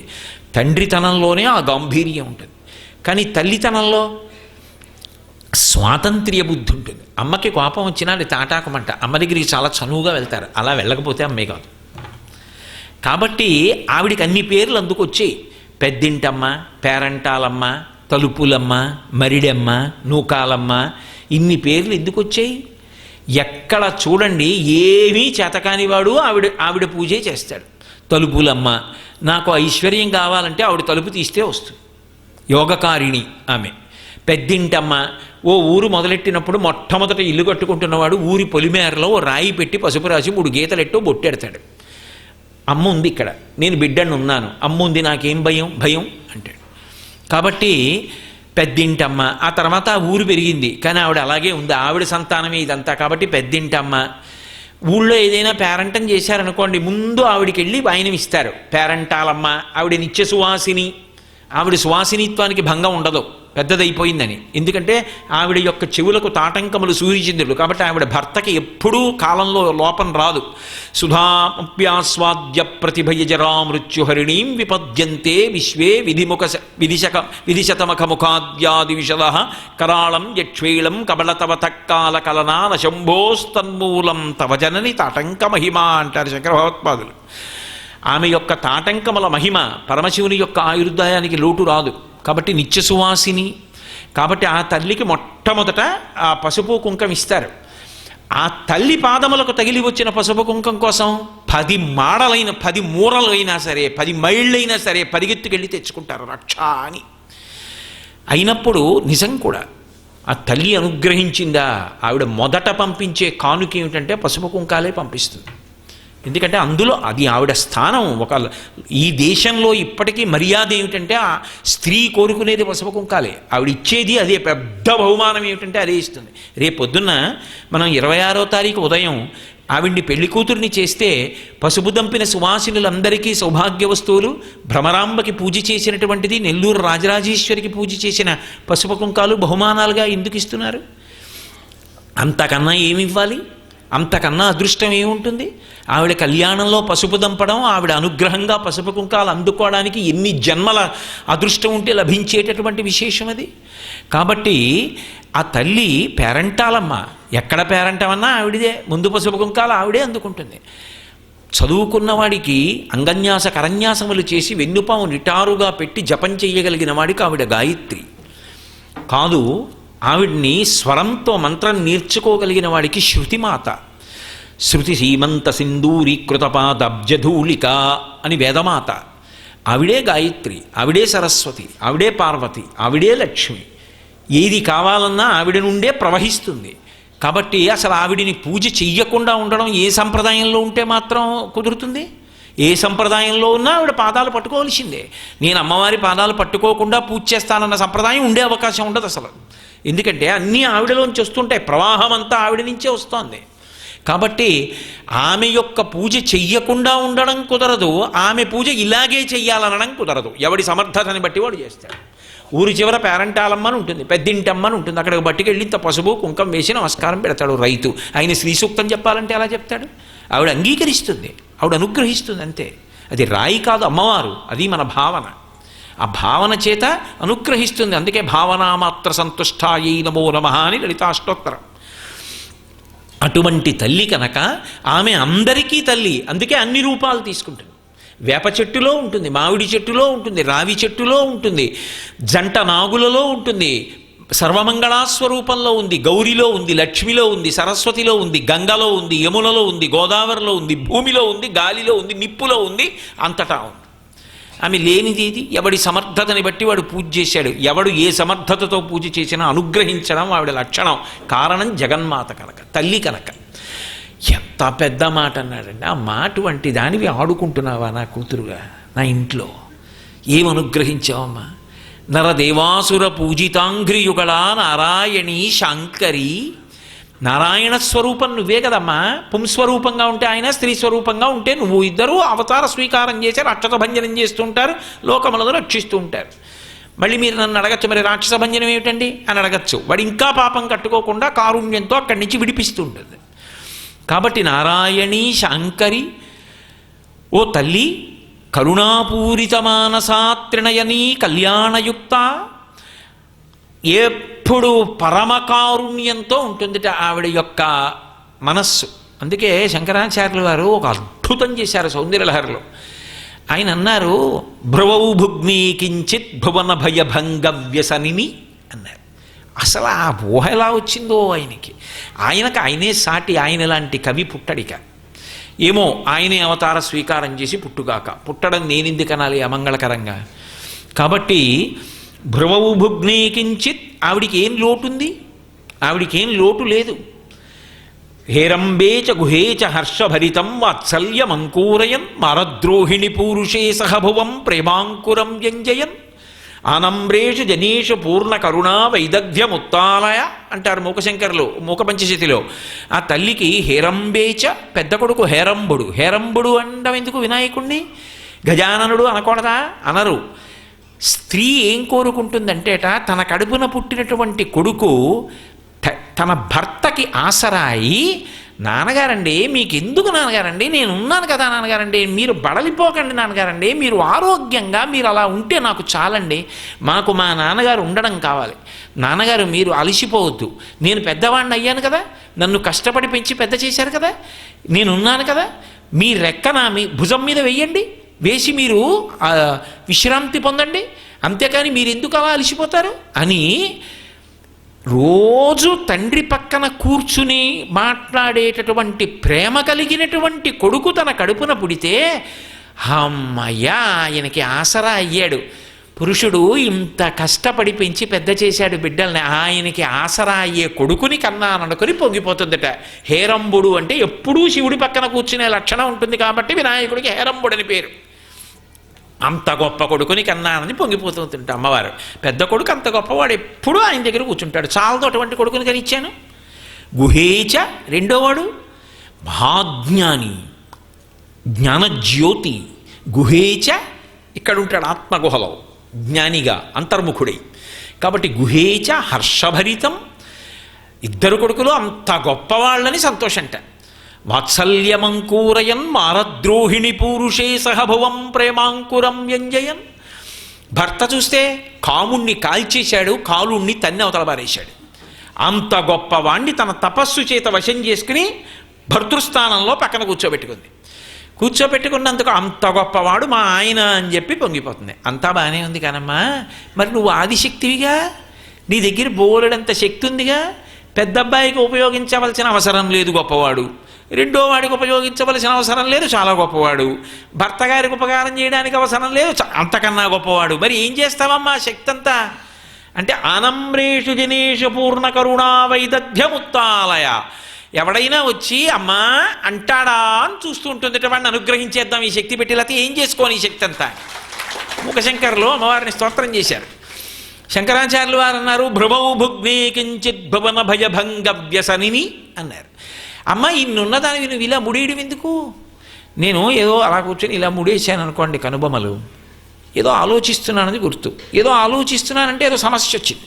సమస్య వస్తే కదా ఆలోచించడం, లేకపోతే ఏదో జ్ఞాపకం రాకపోతే ఆలోచించాలి. జ్ఞాపకం రాకపోవడం సమస్యే. భూపసభాంతరాళ మన పుష్కళవక్షతురత్వమాజి మహాపటుశక్తియున్ యశమునందడు రక్తియు ప్రకృతి సిద్ధ గుణంబులు సజ్జనాళికిన్నని తీరా సభలోకి వచ్చి కూర్చున్న తర్వాత పద్యం గుర్తు రాకపోతే వాడు బతుకు ఏమైపోతుంది? పుస్తకం దగ్గర లేకుండా. కాబట్టి ఆ జ్ఞాపకం రాకపోతే పెద్ద సమస్య కాదప్పుడు. కానీ అలా సమస్య వచ్చిందనుకోండి, అప్పుడు ఏం చేస్తాం అంటాం అంటే సమస్య ఆలోచన ఇలా కనుబొమ్మలు ముడివేస్తాడు. అది ఏ సమస్య కానివ్వండి, వెంటనే ఆలోచిస్తున్నప్పుడు ఇలా పెట్టి కనుబొమ్మలు ముడిసి ఆలోచిస్తారు. అమ్మవారు కూడా ఇలా ఉంటుంది. నీకేం సమస్య ఉందమ్మా ఆలోచించడానికి, ఎందుకు వేసావు ముడి అంటే ఆవిడ ఇలా అందనుకోండి, మనం తట్టుకోలేము. ఇలా చూసిందంటే ఎదురుగుండా ఉన్నవాడు పడిపోతాడని గుర్తు. ఆవిడ ఇలా అందనుకోండి, లోకాల్లో ఏమైపోయాయని గుర్తు. ఉన్మేష నిమిషోత్పన్న విపన్న భువనావళి. మరి ఇలా అందంటే కళ్ళు కొద్దిగా మూసి ఇలా చూస్తూ ఇలా అంటారు, అంతేగాని ఇలా చూస్తూ కనుబొమ్మలు ముడేయలేము. కొద్దిగా ఇలా విచ్చుకోకుండా చూస్తూ ఇలా ముడేసింది. దేనికోసం అమ్మ అలా ముడేశావు అంటే, అయ్యో వీళ్ళకి సమస్యలున్నాయి, ఏవో భయాలున్నాయి, వీళ్ళకి బుద్ధినిచ్చాను, అమ్మా అని నన్ను పిలవరేమిరా అని తీరుస్తాను కదా, అక్కడ ఇక్కడ తిరుగుతారేమిట్రా, నేనే తీర్చేద్దును కానీ బుద్ధినిచ్చినప్పుడు అమ్మా అనొచ్చు కదా, అంటే తీరుస్తాను కదా అని, ఏవిరా ఈ పిల్లలు ఇంత బుద్ధిహీనులైపోయారా అమ్మా అనరేరా అని మా గురించి అమ్మా ఇలా కనుబొమ్మలు ముడేసి మా భయాలు తీరుద్దామని ఆలోచిస్తున్నావా అన్నారు శంకరాచార్య గారు. కాబట్టి ఆ తల్లి కరుణాపూరిత మానసా త్రినయనీ కళ్యాణయుక్త. ఎవరంటున్నారు? హిమవంతుడుమే అంటున్నాడు పిల్లని చూసి. అమ్మా ఎంత గొప్పదానివమ్మా, కరుణాపూరిత మానసా త్రినయనీ. 3 కన్నులతో ఉంటావు కదూ, అది ఉమ్మడి ఆస్తి శంకరుడికి అమ్మవారికి కూడా, ఇద్దరికీ 3 కన్నులు. శంకరాచార్యులు వారు ఒక విచిత్రం చేశారు. త్వయాహృత్వా వామం అపరిపరితృప్తేన మనసా అన్నారు. అమ్మవారి దగ్గరికి వెళ్ళి పక్కన కూర్చుని, అమ్మ ఏమనుకోకు నీ దొంగతనం నాకు తెలిసిందన్నారు. ఆవిడ నవ్వి, శంకరా నేను దొంగతనం చేశానండి. అమ్మ చేయలేదు. చేశావు. ఎక్కడ చేశానండి? అమ్మ శివుడు నీకు ఎంత ఇచ్చాడు శరీరంలో? సగం ఇచ్చాడు. మరి మిగిలిన సగం ఏది? కనపట్టలేదు. ఆయన సగం ఇచ్చాడు, మిగిలిన సగం నువ్వు ఎత్తుకుపోయావు, మరి దొంగతనమేగా. ఏమిటి దాని అర్థం? గొప్ప తత్వం చెప్పారు. శంకరుడు తెల్లగా ఉంటాడు, స్ఫటికమణి నిభం. సగం శరీరం పుచ్చుకో అన్నాడు పార్వతీదేవిని. ఆవిడ సగం వచ్చింది. ఆవిడ అరుణాం కరుణా తరంగితాక్షీం ధృతపాశాంకుశ పుష్పబాణచాపాం అని కదా, ఎర్రగా ఉంటుంది. సింధూరారుణ విగ్రహాం త్రినయనాం మాణిక్య మౌళి స్ఫురత్ తారానాయక శేఖరాం స్మితముఖీం ఆపీనవక్షౌరుహాం పాణిభ్యాం అళిపూర్ణరత్నచషకం రక్తోత్పలం బిభ్రతీం సౌమ్యాం రక్తఘటస్థ రక్తచరణాం రత్నఘటస్థ రక్తచరణాం ధ్యాయేత్పరామంబికాం. అన్నీ ఇరుపే. చేతిలో ఉన్న తామరపు కూడా ఎరిపే. మాణిక్యాలతో చేసినటువంటి ఆ పాదపీఠం, ఎర్రటి చీర. ఇంత ఎర్రటి తల్లి సగానికి వచ్చి సగం శరీరం తీసుకుంది. ఇంత ఎర్రటి తల్లి సగానికి వస్తే పక్క తెలుపు మీద ఎర్ర కాంతి కొట్టేస్తుందా? కొట్టేదా? కొట్టేసింది. ఆ కొట్టేసేటప్పటికి మిగిలిన తెలుపు కనపడ్డం మానేసింది. శంకరాచార్యులు అన్నారు, నీ ఎరుపులో తెలుపు మునిగిపోయిందమ్మా, మిగిలిన సగం కూడా అపహరించేసావన్నారు. దొంగతనం కాదు, దర్శనం. ఇక్కడి నుంచి అర్ధనారీశ్వర స్వరూపాన్ని దర్శనం చేసి మన చేత చేయిస్తుంటారు శంకరాచార్యులు వారు చమత్కారంగా, సౌందర్యలహరి విన్యాసాలు. కాబట్టి అమ్మా కరుణాపూరిత మానసా త్రినయని, ఆయనకి 3 కన్నులు, ఆవిడికి 3 కన్నులు. అందుకే త్రయంబకీం అంటుంటారు. 3 కన్నులు ఉన్న తల్లి. అవి సూర్యచంద్ర అగ్నిహోత్రములు, దాని చేత లోకాలన్నింటినీ పోషిస్తూ ఉంటారు. పేరాల భరతశర్మ గారు ఈ ఊరి వారికి అమ్మవారు స్వప్నంలో సాక్షాత్కరించి వరి రాయించింది కొన్ని పద్యాలు. అమ్మ అలా రాస్తే బాగుంటుందా అని రాయడం మానేస్తే మళ్ళీ మర్నాడు కల్లో కనిపడి రాయించింది ఆయనతోటి. అందులో అంటారు, ఒక్కడు ఇన్గుముఖంబునను మరొక్కడు ఆరుముగాలతోడ నీ అక్కున పాలుద్రావ జగమంతయు బిడ్డలు కన్న తల్లి నేడెక్కడ నుండి చేపెదకో ఎనబింబము చంద్రబింబమున్ తక్కక నీయు రంబమునను తాల్పకయున్న అహర్నిశల్ సతీ అన్నారు. అమ్మ నీ కడుపున పుట్టిన పిల్లల్లో ఒకడికి 7 ముఖం, ఒకడికి 6 ముఖాలు. వాళ్ళిద్దరికీ ఆకలేస్తే ఇద్దరూ చెరో స్థానాన్ని పట్టుకు తాగుతూ ఉంటారు.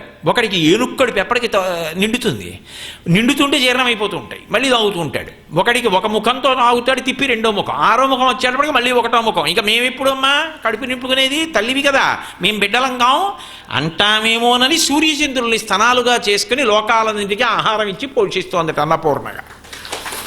అటువంటి తల్లివి కదూ. కాబట్టి త్రయంబకి, 3 కన్నులుండి లోకములను పోషణ చేస్తున్న తల్లివి. కాబట్టి కరుణాపూరిత మానస త్రినయనీ కళ్యాణయుక్త నిశాచర దర్పోన్నత సంహరీ సదమలా చండార్చిని యోగిని తరుణి ఆగమవందిత భగవతి తల్లి జగన్మోహిని. అందులో ప్రతి మాటకి వ్యాఖ్యానం చేస్తూ వెడితే ఎన్నాళ్ళు పడుతుంది, అయ్యే పని అది. కాబట్టి తరుణి ఆగమవందిత, వేదముల చేత నమస్కరింపబడేటటువంటి తల్లి హిమవంతుడి దగ్గరికి వచ్చి ఏమీ తెలియనట్టు ఇలా కొట్టి బుజ్జి చేతులతోటి నాన్నగారండి నాన్నగారండి గాజులు నాన్నగారండి అని అడిగితే నిజంగా కళ్ళల్లోంచి ఆనంద భాష్పాలు వచ్చి అమ్మా నీకు తండ్రినయ్యానా. ఏ ఇంటి ఆడపిల్ల పుట్టినా అంతేనండి, ఆడపిల్లదు మనవరాలైనా అంతే. నాన్నకి తాత ఇంకా ముద్దు. ఎందుకో తెలుసా, పరమేశ్వరుడిచ్చినటువంటి ఒక గొప్ప కానుక. పరమేశ్వరుడు మనుష్యులకు 2 గొప్ప కానుకలు ఇస్తాట. ఏమిటి అంటే, ఏదో ఓ 55 ఏళ్ళు వచ్చేసాయి అనుకోండి, ఇంటి వరండాలో నించుంటాడు. తన పిల్లలు చదువుకున్నబడే పిల్లలు వెనక సంచులు వేసుకుని పరిగెత్తుకొస్తూ ఉంటారు. చటుక్కున తన పిల్లలు గుర్తొస్తారు. నా పిల్లలు కూడా ఇలాగే పరిగెత్తుకుంటూ ఇంటికి వచ్చేవారు. ఆ బయట చెప్పులు ఇప్పి పరిగెత్తుకొచ్చి పలహారం తినేవారు, మళ్ళీ ఎక్కడికో పరిగెత్తుకుంటూ వెళ్ళిపోతుండేవారు. నాన్నగారండి నాన్నగారండి అని వెంట పడేవారు. ఆ రోజులు వేరు. ఇద్దరూ పెద్దవాళ్ళు అయిపోయారు. వాడికి పెళ్ళి అయిపోయింది, దానికి పెళ్ళి అయిపోయింది. ఎక్కడో వాళ్ళ సంసారాలు వాళ్ళవి, ఇంకా రోజులు వస్తాయా అనుకుంటాడు. అలా వాడు బెంగ పెట్టుకుంటాడేమోనని మళ్ళీట తన పోలికలతోటో తన కొడుకు పోలికలతోటో మళ్ళీ ఇంకొకడిని ఇస్తాట పరమేశ్వరుడు, తాతని చేసి. అప్పుడంటే ఆఫీస్కి వెళ్ళాలి, ఇప్పుడు అది లేదు. కూర్చుని చక్కా మనవడితో ఆడుకుంటుంటాడు. మనవడితో ఆడుకోవడంలో తాతగారికి ఐశ్వర్యము ఆయుర్దాయము ఉంది. ఎంత శాంతి పొందుతాడో, ఎంత ఆనందపడిపోతాడో తాత.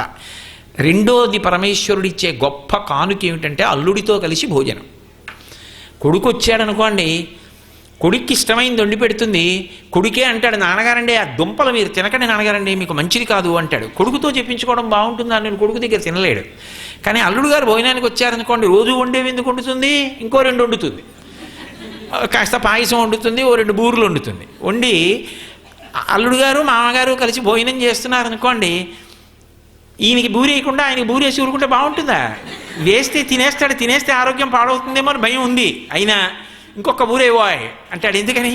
అల్లుడు గారు ఎదురు అంటుంది, వేవాయ్ అంటాడు. అల్లుడు గారు ఎదురుకుంటే కాదని ఎలా అంటుంది, వేస్తుంది, తినేయచ్చు. అల్లుడితో భోజనం ఒక పెద్ద కానుక, మనవడితో ఆడుకోవడం ఒక పెద్ద కానుక. ఈశ్వరుడు ఇచ్చేటటువంటి గొప్ప వరాలు. దానికి తాతని దూరం చేయడం అన్యాయం. కాబట్టి కరుణాపూరిత మానసాత్రినయనీ కళ్యాణయుక్త నిశాచర దర్పోన్నత సంహరీ సదమలా చండార్చిని యోగిని తరుణి ఆగమవందిత భగవతి తల్లి జగన్మోహిని. ఆగమవందిత, వేదముల చేత నమస్కరింపబడేటటువంటి తల్లి. ఆ తల్లి పాదపీఠం మీద పాదాలు పెట్టి కూర్చుంటే ఆవిడ పాదముల మీద ఎర్రటి కుంకం చుక్కలు ఉంటాయిట. ఎక్కడవి అంటే శృతి సీమంత సింధూరీకృత పాదాబ్జధూళిక అని వ్యాసుడు. వేదమాత వచ్చి తన తల తగిలేటట్టుగా ఇలా నమస్కరిస్తే ఇక్కడ పెట్టుకున్న బొట్టు సింధూరం ఆవిడ యొక్క పాదముల మీద ముద్రగా పడుతుంది. వేదమాత చేత నమస్కరింపబడినటువంటి పాదములు కలిగిన తల్లివి. చిన్ని పాదాలతో గజ్జల పట్టాలు పెట్టుకుని ఏమీ తెలియని దానిలా నా దగ్గరికి వచ్చి ఆ చిట్టి చేత్తో ఇలా పట్టుకొని లోకాలను ఇలా అనుగ్రహించగలిగిన దానివి. ఏమీ తెలియని దానిలా తాత పక్కి పట్టు లంగా కావాలనో లేకపోతే నాన్న పక్కి అంటే నిజంగా ఈ పద్యాలు ధారణలో ఉన్నాయనుకోండి, వాడు హిమవంతుడైపోతాడు. ఏమి ఆనందపడిపోతాడు, నా తల్లి జగన్మాత ఇలా అడుకుంటోంది నా ఇంట, పొంగిపోడు. కాబట్టి హిమవంతుడు నిజంగా జగదంబ పుట్టింది కడుపున, ఆయనకి స్ఫురణకు వస్తూ ఉంటుంది, నా తల్లి అనుగ్రహించి ఇలా పుట్టింది, అందులో మాయ కప్పుతూ ఉంటుంది. ఎంత ఆనందపడిపోయి ఉంటాడు. అసలు ఆ ఒక్క ఘట్టాన్ని ఎంత ఎంత వర్ణించారో ఆ మేనకా హిమవంతులిద్దరూ పార్వతీదేవితో ఆడుకున్న ఆటలు, వాళ్ళు పొందినటువంటి ఆనందం ఎంత అద్భుతంగా, ఎంత గొప్పగా వర్ణించారు. అందుకని ఆవిడ దేవి క్రీడిస్తుంది, ఆనందింపజేస్తుంది, సంతోషపెడుతుంది ఆ తల్లి. కాబట్టి అమ్మా అలా ఆడుకున్నావు కదమ్మా, ఇలా రోజులు గడుస్తుండగా ఆమె యుక్త వయస్సులోకి వస్తోంది. ఈలోగా పరమేశ్వరుడు ఆ హిమవత్పర్వత ప్రాంతానికి వచ్చి తపస్సు చేసుకుంటున్నాడు. మరి సతీదేవిగా వదిలిపెట్టేసింది కదా యోగాగ్నిలో శరీరాన్ని, ఆయన తపస్సమాధి ఎందున్నాడు. హిమవత్పర్వత ప్రాంతం తపస్సుకి మహా అనుకూలమైనటువంటి ప్రాంతం. అందుకే ఇప్పటికీ తపస్సు చేసేటటువంటి వాళ్ళందరూ కూడా హిమవత్పర్వత ప్రాంతానికి వెళుతూ ఉంటారు ఎక్కువగా. అందుకే హరిద్వార్ అంటారు. అక్కడి వరకు మానవ భూములు, మనుష్యులు నివసించేవి. ఇంకా అక్కడి నుంచి దేవతా భూములు. లేవని మీరు అనుకోకండి, లోకంలో ఉన్నాయి, మనం చూడలేదు కాబట్టి లేవనకూడదు. నేను మీతో మనవి చేశానే, శ్రీశైలం పబ్లిక్ రిలేషన్స్ ఆఫీసర్గా పనిచేశారు చక్రవర్తి గారని. వారు మల్లెల తీర్థమని ఇప్పటికీ శ్రీశైలంలో ఉంది. ఆ మల్లెల తీర్థానికి వెళ్ళడమే చాలా కష్టం. నిజంగా మల్లెలు బుట్టతో ఉంపేస్తే ఎలా పడతాయో అలా పడుతుంది పైనుంచి జలపాతం. అక్కడికి వెడుతున్నప్పుడు ఏ మాత్రం అపవిత్రంగా వెళ్ళినా పట్టేస్తాయి తేనెటీగలు. ప్రతి వారి దగ్గరికి వస్తాయి. మెట్లు దిగి వెడుతున్నప్పుడు జుమ్మని వస్తాయి. కొన్ని మెట్లు దిగేటప్పటికి వచ్చి చుట్టూ చేరి వాసన చూస్తాయి. తేడా ఉందా ఇక పైకి ఎక్కడ కుట్టి పడగొట్టేస్తాయి, తేడా లేదా వదిలిపెట్టేస్తాయి. మేము దాదాపు 200 పైచిలకు మంది అందరం స్నానాలు చేసి మల్లికార్జునుడి మీద భ్రమరాంబ మీద భారం వేసి ఒకప్పుడు మల్లెల తీర్థానికి వెళ్ళి అందరం మెట్లు దిగుతున్నాం. కిందకి దిగుతుంటే మాటలు శేషని చాలా బాగా భజన చేస్తాడు. ఆయన డప్పు కొట్టుకుంటూ నామని చెప్తూ దిగుతున్నాడు. కొంచెం దూరం దిగాం, వచ్చేసాయి తేనెటీగలు. మా గోపాలకృష్ణ గారి నాయకత్వంలో వెళ్ళిందే. వచ్చి అందరి దగ్గరికి వచ్చి వాసన చూసాయి, వెళ్ళిపోయి వీళ్ళ దగ్గరికి మాత్రం గుంపులు వచ్చేసాయి.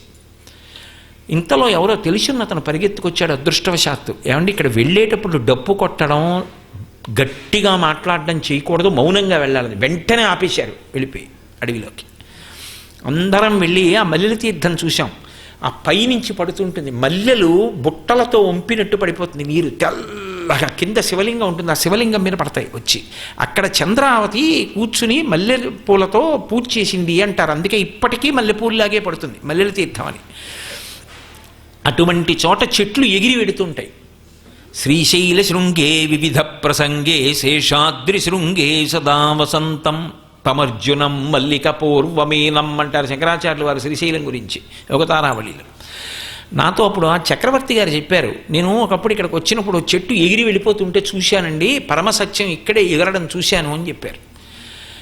మనం చూడలేదని అబద్ధాలు అనకూడదు, దోషం అది. ఆ దేశ సంస్కృతిని నాశనం చేసేయకూడదు. ఇంత గొప్ప వేదభూమి, ఇంత పవిత్ర భూమి, శంకరాచార్యులు వారికి ఏం కర్మ, అక్కర్లేని విషయాలు ఎందుకు మాట్లాడతారు? ఒక స్తోత్రం చదవకుండా, ఓ స్తోత్ర వ్యాఖ్యానం చదవకుండా, ఈ దేశ వైభవం చదవకుండా, ఈ దేశం ఎంత గొప్పదో తెలుసుకోకుండా చౌకుబారుగా మాట్లాడకూడదు. అది దోషభూయిష్టం. దేశ సంస్కృతిని, దేశ గౌరవాన్ని నాశనం చేస్తాయి అటువంటి మాటలు. ఒకటి ఉంది అన్నప్పుడు దానికి ప్రమాణం ఉన్నది. శ్రీశైలం గురించి అంత గొప్పగా చెప్పారు. శ్రీశైలమునందు మనసు తేలికగా లయమైపోతుందని శంకర భగవత్పాదులంతటి వారు నిర్ధారించారు. అసలు శంకరాచార్యుల వారు క్షేత్రం పేరెత్తరెక్కడ.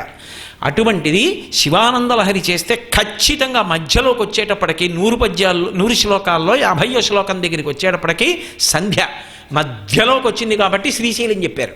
సంధ్యారంభ విజృంభితం శృతిశిరస్థానాంతరాధిష్ఠితం సప్రేమ భ్రమరాభిరామమ సకృత్సద్వాసనాచోభితం భోగీంద్రాభరణం సమస్త సుమన పూజ్యం గుణావిష్కృతం సేవే శ్రీగిరిమల్లికార్జున మహాలింగం శివాలింగితం. ఇది కొంచెం బాధాకరమైన విషయం. ప్రపంచ దేశాలన్నీ సంస్కృతిలో వాళ్ళకి ఏదైనా ఒక చిన్న విషయం ఉంటే ఇది మా సంస్కృతి, ఇది మా గొప్పతనం అని చెప్పుకుని తిరుగుతున్న రోజుల్లో మన దేశంలో మనకింత సంస్కృతి వైభవం ఉండి గొప్పతనం ఉన్నటువంటి తపోభూములు, యోగ భూముల గురించి అవి అలా ఉంటాయా అని మనం మాట్లాడడం, మన సంస్కృతిని మనం పాడు చేసుకోవడం, చిన్నతనం చేసుకోవడం, చిన్నబుచ్చుకోవడం మార్చుకోవలసిన విషయమేమో అని చెప్పి ఎందుకో ఆర్తితో అప్పుడప్పుడు నాకు అనిపిస్తుంది. ఒకవేళ నా ఆలోచన దోషమైతే మన్నింపబడేదనుగాక. కాబట్టి అదిగో అటువంటి క్షేత్రములు అవి దేవభూములు. హరిద్వార్ తర్వాతంతా దేవతలు సంచరించేటటువంటి భూములు. అందుకే కొన్ని చోట్ల ప్రవేశించడం సాధ్యం కాదు. ఇప్పటికీ దైవీత్వం ప్రకటనమవుతూ ఉంటుంది. బదరీనాథ్లో 0 కన్నా కిందకి వెళ్ళిపోతుంది. ఒకప్పుడు శృంగగిరి పీఠాధిపతులు ఇలా అభిషేకం చేద్దామంటే గడ్డైపోయింది మంచు, అయినా చేశారు. మరి నియమం అటువంటిది. పీఠాధిపతి ప్రధాన నియమం శృంగేరిలో చంద్రమౌళీశ్వర అభిషేకమే. అటువంటి ప్రాంతంలో ఇక ఎవరు ఉండలేరని చెప్పి కొన్ని నెలల పాటు గుడి తలుపులు మూసి వచ్చేసే ముందు అఖండ దీపం పెట్టి నెయ్యి వేసి వచ్చేస్తారు. అన్నీ గడ్డైపోతాయి, దీపం మాత్రం మళ్ళీ తలుపులు తీసేటప్పటికి వెలుగుతూనే ఉంటుంది. ఇంకా అంతకన్నా ప్రమాణం ఏముంటుందండి లోకంలో? మొన్ననే కదా నేను శ్రీకాళహస్తి గురించి చెప్పా. లేపాక్షి విదేశీయులు ఒకప్పుడు స్తంభం కదిపారు. విరేలాడుతున్న స్తంభం మీద గుడిలా ఉంటుందని. దేవాలయం అంతా కదిలింది. అంత గొప్ప శాస్త్రవేత్తలు ఒకప్పుడు. కానీ అన్నిటినీ దేవాలయపరం చేసి సంస్కృతిని నిలబెట్టారు. కాబట్టి అటువంటి దేవభూములు కనుక శంకరుడంతటి వాడు అక్కడ తపస్సు చేస్తున్నాడు. ఆయన వచ్చి తపస్సు చేసుకుంటున్నాడన్న విషయం హిమవంతుడికి తెలిసి ఆయన పరమ సంతోషాన్ని పొందాడు. లోకంలో ఉండేటటువంటి పోకడ ఏమిటంటే ప్రతి వ్యవస్థలోనూ ఎక్కడో అక్కడ ఎవరో ఒకడు ఆ వ్యవస్థలో ఉండేటటువంటి పవిత్రతని పాడు చేసి దానిని ఆధారం చేసుకుని లోకాన్ని పాడు చేసే ప్రయత్నం చేసేవాళ్ళు ఉంటారు. కానీ దానివల్ల విధానమే దోషము అనడం మాత్రం మంచిది కాదు కదా. మహాత్ములు ఉంటారు, మహాత్ముల్లా నటించేవాళ్ళు ఉంటారు. సంప్రదాయం ఏమిటంటే పెద్దలైనటువంటి వారిని సేవింపచేస్తారు. ఏదో వారు పూజ చేసుకుంటున్నారు అనుకోండి, ఇంట్లో పెళ్లి కాని ఆడపిల్ల ఉందమ్మా, ఆయన పూజ చేసుకుంటున్నారు, ఆయనకి కాసిన నీళ్లు పెట్టు, అభిషేకానికి ఈ పువ్వులు పట్టుకెళ్ళి పెట్టు. ఎందుకంటే మహాత్ముల సేవ చేస్తే వారు సంతోషించి ఆశీర్వచనం చేస్తారు. వారికి ఏం కావాలి ఇంకంతకన్నా? వారేం తాంబూలాలు కోరుకుంటారా, బట్టలు కోరుకుంటారా, ఏం కోరుకుంటారు? చిన్న పిల్ల పువ్వులు కోసి తెచ్చిపెట్టిందే, స్నానం చేసి నీళ్లు తెచ్చిపెట్టిందే అని ఆనందించి అమ్మా ఉత్తరోత్తరాభివృద్ధిరస్తు సత్సంతాన ప్రాప్తిరస్తు, ఏంటి ఏదో మంచి చక్కటి నీకు వరుడు వచ్చుగాక అన్నట్లుగా ఆశీర్వచనాలు చేస్తే దానివలన ఆ పిల్ల జీవితం బాగుంటుంది. మహాత్ముల యొక్క ఆశీర్వచనం అంగరక్ష కనుక. హిమవంతుడు అదే చేశాడు. అందుకే హిమవంతుడు కూడా తన కుమార్తె అని కదూ అనుకుంటున్నాడు పార్వతీదేవిని. ఆవిడ మాయ, దేవి క్రీడిస్తూ ఉంటుంది. అందుకని ఈవిడ్ని తీసుకుని శంకరుడి దగ్గరికి వెళ్ళాడు. అవధా ఈశ్వర విన్నపంబు మదిలో నాలింపు. శంకర, నేను చేస్తున్నటువంటి విజ్ఞాపనని వినండి. ఈ యువిదన్ మీ యొద్ద పెట్టిపోయదను, ప్రీతిన్ మిమ్ము సేవించుడెన్. ఈమెను మీ దగ్గర ఉంచుతాను, ఈమె ప్రీతితో మీకు సేవలు చేస్తూ ఉంటుంది. ఈమె ఏమైనా పొరపాటున తెలిసి కానీ తెలియక కానీ అపరాధములు చేయవచ్చు, కానీ పెద్ద మనస్సుతో ఆ అపరాధములను మన్నించండి. తెలియని పిల్ల కదూ, చిన్న పిల్ల కదూ, ఆమె జీవితం బాగుండాలని మీకు కొద్దిగా సేవ చేసి పెడుతుందని ఇక్కడ విడిచిపెడుతున్నాను. మీరు తపస్సు చేసుకుంటున్నారు కదూ, ఆమె చెలికత్తెలతో కలిసి ఉంటుంది. దో వేళపట్టున పువ్వులు అందిస్తుంది, ఆ వేళపట్టును తీసుకొచ్చి నీళ్లు పెడుతుంది. కానీ చిన్నతనం కదూ, అందుకని ఒక్కొక్క రోజున సరిగా వేళపట్టును చేయకపోవచ్చు, కానీ కోపం పెట్టుకోకండి అని అవధా ఈశ్వర విన్నపంబు మదిలో నాలింపు. ఈ విదారత్నము పెట్టిపోయేదను మీ వద్దన్, సంప్రీతిని మీకు సేవించడం.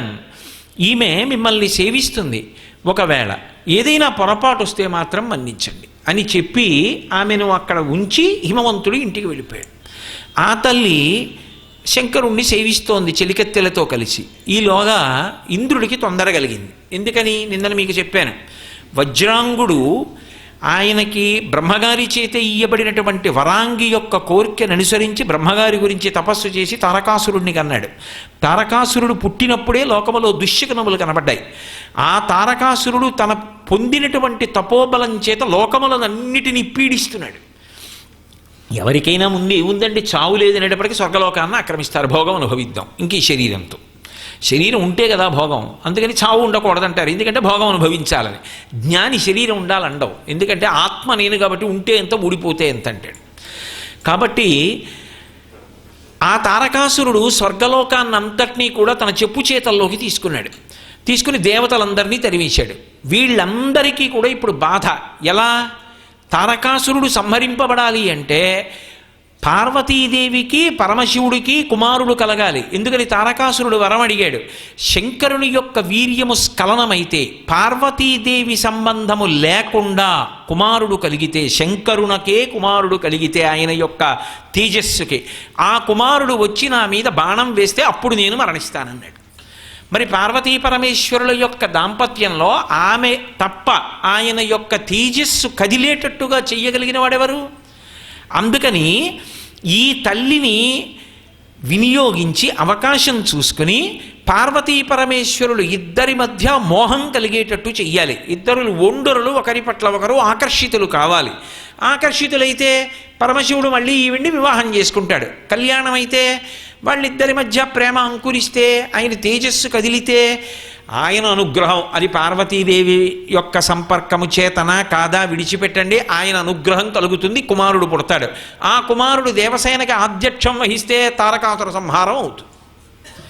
కాబట్టి ఇప్పుడు వీళ్ళందరూ కూడా తొందరపడ్డారు. ఎలాగైనా సరే శంకరుడికి పార్వతీదేవి యందు అనురక్తి కలగాలి, ఆమెని కామంతో చూడాలి అని వాళ్ళ కోరిక. ఆయన తపస్సు ఎందున్నాడు. ఆమె ఏమీ తెలియని పిల్లల ఒక కన్య, తండ్రి అదుపులో ఉన్నటువంటి కన్య ఎంత పవిత్రమైనటువంటి జీవనం చెయ్యాలో అంత పవిత్రమైనటువంటి జీవనాన్ని ఆమె చేస్తూ ఏమీ తెలియని దానిలా ఆమె ప్రవర్తిస్తోంది. అందుకని ఆయన మన్మధుణ్ణి పిలిచాడు. పిలిచి పురహరునకు అద్రిజకును బరగన్ ప్రభవించునట్టి బలిజుడు ఈ తారకునిన్ పరమర్చుగాన అద్రికన్యకకు పురహరుని కూర్చి కీర్తి బడయుము మదన అన్నాడు. ఈ పురహరుడికి అంటే శంకరుడికి, అద్రిజ అంటే పర్వతరాజు యొక్క కుమార్తె పార్వతీదేవికి సంతానము కలిగితే తప్ప తారకాసుర సంహారం కాదు. అందుకని పరమశివుడు పార్వతీదేవి యందు అనురక్తుడయ్యేటట్టుగా నువ్వు ప్రయత్నం చెయ్యి. నువ్వు మన్మధుడివి కదా, నువ్వు బాణములు వేశావనుకో అవతల వారి యందు అనురక్తి కలుగుతుంది. కాబట్టి నువ్వు వెళ్ళి శంకరుడి మీద బాణాలు వేయి అన్నాడు. అంటే మన్మధుడు అన్నాడు, నేనేమిటి, పరమశివుడంతటి వాడి మీద పువ్వుల బాణం వేయడం ఏమిటి, ఆయనకి కామం కలగడం ఏమిటి, ఆయన పార్వతీదేవి యందు అనురక్తుడు కావడం ఏమిటి, ఆయన ఊరుకుంటాడా? ఆయనే సామాన్యుడా?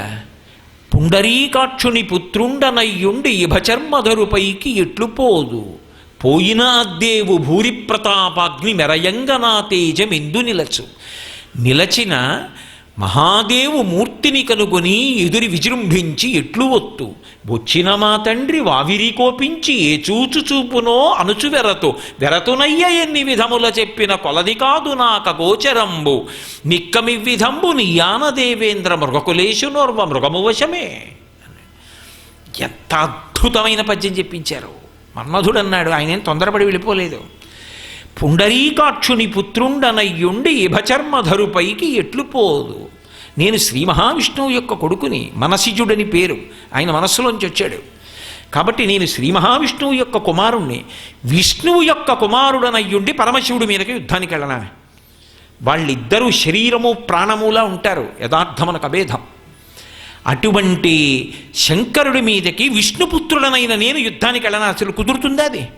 పుండరీకాక్షుని పుత్రుండనయ్యుండి ఇభచర్మధరుపైకి ఎట్లు పోదు, పోయినా దేవు భూరి ప్రతాపాగ్ని మెరయంగ నా తేజమెందు నిలచు. ఆయనెక్కడా, నేనెక్కడా? ఆయనే నిలబడితే ఆయన తేజస్సుతో ఏ సామాన్యమైనటువంటి స్వరూపం ఆ యుద్ధం వచ్చి నిలబడితేది.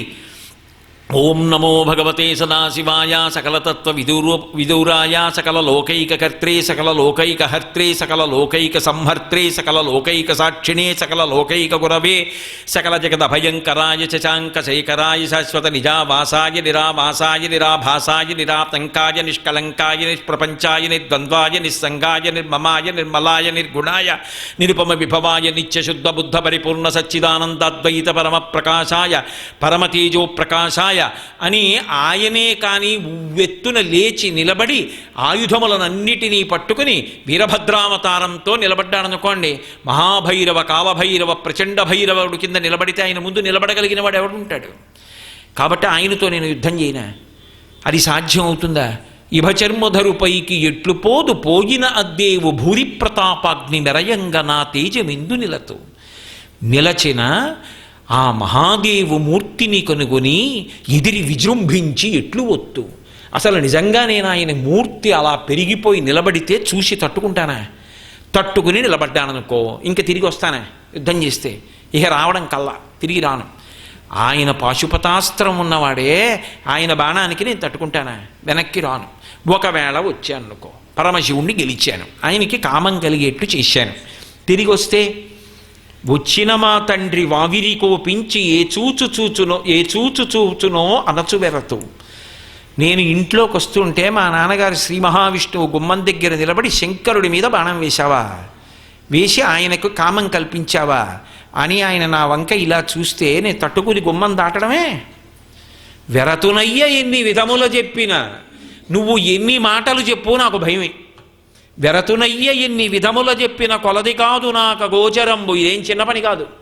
నువ్వు నన్ను నిష్కారణంగా పంపిస్తున్నావు, ఈ పని అవ్వదు, నిష్కారణంగా పోతాను నేను. మృగకులేషునోర్వ మృగము వశమే. ఎక్కడైనా లోకంలో జింక సింహం మీద యుద్ధానికి ఎడుతుందయా? అవలీలగా పంజాతో కొట్టేస్తుంది. ఆయన పంచాస్యం, 5 ముఖములు ఉన్నవాడు. సజ్జోజాత అఘోర తత్పురుష వామదేవ ఈశానములని. సింహానికి పంచాస్యమని పేరు. పంచ అంటే 5 ముఖముల సింహానికి ఎక్కడున్నాయండి అనుకోకూడదు. పంచ అంటే విశాలమైన అని. పంచపాత్ర అంటాం. పంచపాత్ర అంటే 5 పాత్రలు పెట్టారా మీరు? కాదు. పంచపాత్ర అంటే పైన విశాలంగా ఉండి మధ్యలో సన్నగా ఉండి కింద మళ్ళీ కొద్దిగా విశాలంగా ఉంటుంది. ముఖం విశాలంగా ఉంటే పంచపాత్ర. అంతేగాని 5 పాత్రలు పెట్టారని కాదు దాని అర్థం. పంచాస్యము ముఖము విశాలమైనది అని. పంచాస్యము 5 ముఖములు ఉన్నవాడు సజ్జోజాత ఘోర తత్పురుష వామదేవ ఈశానములు ఉన్నవాడు సింహము పర్యాయ బలం. కాబట్టి సింహం మీదకి మృగం ఎడుతుందా? జింక. నేను ఆయన మీదకి యుద్ధానికి వెళ్ళనా? వెళ్ళి యుద్ధం చేసి తిరిగి రానా? అయ్యే పనే. అంటే ఆయన అన్నాడు, పొందుగాని పనికి పొమ్మందు నీ నిన్ను ఇంత చింత పనికి ఆలోచనలు ఎలా? అసలు అది జరిగే పని కాకపోతే నేను పంపిస్తానయ్యా? ఎందుకు ఇంత ఆలోచన చేస్తున్నావు? నువ్వు తప్పకుండా వెళ్ళు. తారకాసురు బాధమాన్పి కీర్తి బడయుమయ్య. నువ్వు వెళ్ళి బాణాలు వేస్తే పార్వతీ పరమేశ్వరుల మధ్య ప్రేమ అంకురిస్తే కుమారుడు కలిగితే, ఆ కుమారుడి వలన తారకాసుర సంహారం కలిగితే, దేవతలందరూ సంతోషపడితే దానికి కీర్తి అంతా కూడా మన్మధుడికి కట్టబెట్టబడుతున్నప్పుడు నువ్వు కీర్తి వహించావు. కాబట్టి నా మాట విని బయలుదేరన్నాడు. ఆయన పాపం చాలా దిగులు చెందాడు. ఆయన వెంటనే వెళ్ళలేదు. ఆయన చాలా దిగులుగా వెళ్ళి ఇంట్లో కూర్చున్నాడు. కూర్చుంటే రతీదేవి వచ్చి ఆవిడంది, ఎందుకు అలా ఉన్నారు? మన్మధుడు అంటేనే సంతోషంగా ఉంటాడు. అలాంటిది ఆయన దిగులుగా ఉండడం ఏమిటి? ఆయన బాణం పడితే సంతోషం, ఆయన సంతోషం. అటువంటిది ఆయన దిగులుగా ఉండడం ఏమిటి? అందుకని రతీదేవి అడిగింది, ఏమిటి అంత దిగులుగా ఉన్నారు ఎందుకని అడిగింది. అయితే ఆయన అన్నాడు, శంకరుడు తపస్సు చేస్తున్నాడు హిమాలయాల మీద, పార్వతీదేవి పరిచర్య చేస్తోంది, దేవేంద్రుడు నన్ను పిలిచి ఆజ్ఞాపించాడు నీకు వసంతుడిని తోడు పంపిస్తాను, నువ్వు వెళ్ళి పరమశివుడి మీద పుష్పబాణాలు వేయమంటున్నాడు. ఎలా? నేను వెళ్ళి వేసి ఆయన్ని ఓడించడం నా తరం అవుతుందా అన్నాడు. వెంటనే రతీదేవి అంది, ఏమని చెప్పవచ్చు? అతడెంతటి వాడని పల్కవచ్చు. ఈ భూమియు ఆకాశంబు జలపూరము అగ్ని ఆత్మయున్ గాలియు సోముడున్ ఆతడు తాను బ్రహ్మయున్ తామరసాక్షుడున్ అతని తత్వము కానరు నీకు శక్యమే. ఏమనుకుంటున్నావు శంకరుడంటే? ఏమని చెప్పవచ్చు? అసలు ఏమని చెప్పచ్చు పరమశివుడి గురించి? ఏమని చెప్పవచ్చు? అతడు ఎంతటి వాడని పేర్కొనవచ్చు. ఆయన ఎంతటి వాడో చెప్పడం ఎవరికి కుదురుతుంది? ఆయన గొప్పతనం చెప్పగలిగిన వాడు ఉంటాడు ఆ లోకంలో? మహామహులకి సాధ్యం కాలేదు. ఇంకా నువ్వు ఆయన మీదకి యుద్ధానికి ఎడతావా? ఆయన ఎవరో తెలుసా? ఈ భూమియు ఆకాశంబు జలపూరము ఆత్మ అగ్నియున్ గాలియు సోముడున్ తామరసాక్షుడున్ ఆతడు తాను. ఆయనని ఎదిరించి నిలబడగలిగినటువంటి వాళ్ళు భూమి ఆకాశము అగ్ని నీరు నిప్పు ఎవరికీ సాధ్యం కాదు. అటువంటిది నువ్వు వెళ్ళి ఆయన మీద బాణం వేస్తావా? ఒక్కనాటికి వెళ్ళకు, నా 5వ తనంతో చెలగాటం ఆడుతున్నావు. తప్పదు, వెళ్ళి తీరాలన్నాడు. నేను వస్తాను పదండి. రతీదేవి కూడా బయలుదేరింది. రతీదేవి, మన్మధుడు, వసంతుడు అందరూ బయలుదేరారు. అకస్మాత్తుగా వసంత ఋతువు కింద మారింది. చైత్ర శ్రీమాన్ యమ్మాస పుణ్య పుష్పితకానన యవ్వరాజ్యాయ రామస్య సర్వం మే ఓపకల్ప్యతాం అంటారు. మనసంతా కూడా పరవశం పొందేటట్టుగా ఒక్కసారి వసంత ఋతువు వచ్చి ప్రకృతి అంతా మంచి శోభస్కరంగా మారిపోయి, పరమశివుడు తపస్సమాధిలో ఉన్నాడు. ఆయన ఏదో బహిర్ముఖుడు అయ్యాడు, పార్వతీదేవి దగ్గరికి వచ్చింది, ఏదో పూల సజ్జ అందిస్తోంది, అదే అదునుగా చేసుకున్నాడు. బాణం వేస్తే మన్మధుని యందు కామము ప్రకోపిస్తుంది. అప్పుడు ఆయన పార్వతీదేవి వంక చూస్తే ఒండురుల యందు అనురక్తి కలుగుతుందని జాగ్రత్తగా కూర్చుని, ఆయనది చెరుకు విల్లు, ఆ చెరుకు విల్లు బాణాన్ని సంధించి పుష్పబాణాన్ని విడిచిపెట్టాడు. తిన్నగా వెళ్ళి శంకరుడి మీద పడింది. ఆయన యందు తటాలున వికారం కలిగింది. వికారం కలగ్గానే ఆయన అంతఃపరిశీలనం చేశాడు. నేను తపస్సు ఎందుండగా నా మనస్సు ఎందు వికారం ఎందుకు కలిగింది అని. ఎవడో హద్దు మీరాడు అని చూశాడు, ఇక్కడెక్కడైనా మన్మథుడున్నాడా అని. పొదచాట్న కూర్చొని రెండో బాణాన్ని వింటినారికి తొడిగి లాగుతున్నాడు. భుగభుగమను పెనుమంటలు భగభగమని మండనంత బ్రహ్మాండంబుల్ దిగుదిగులు దిగులు దిగులన తెగిమరుపై చిచ్చుకన్ను దేవుడు ఇచ్చాను. హద్దు మీరావు. ఏమిటి చేసిన తప్పు మన్మథుడు? దేవకార్యమేగా చేస్తున్నాడు.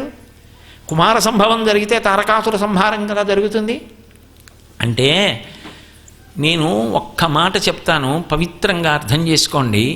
అంతకన్నా మాట్లాడడం నా చేత కాదు, ఎవరికీ సాధ్యం అవుతుందని నేను అనుకోవట్లేదు. కానీ నాకన్నా పవిత్రంగా మాట్లాడగలిగిన పెద్దలు ఉండొచ్చు. ఒక్క మాట చెప్తాను.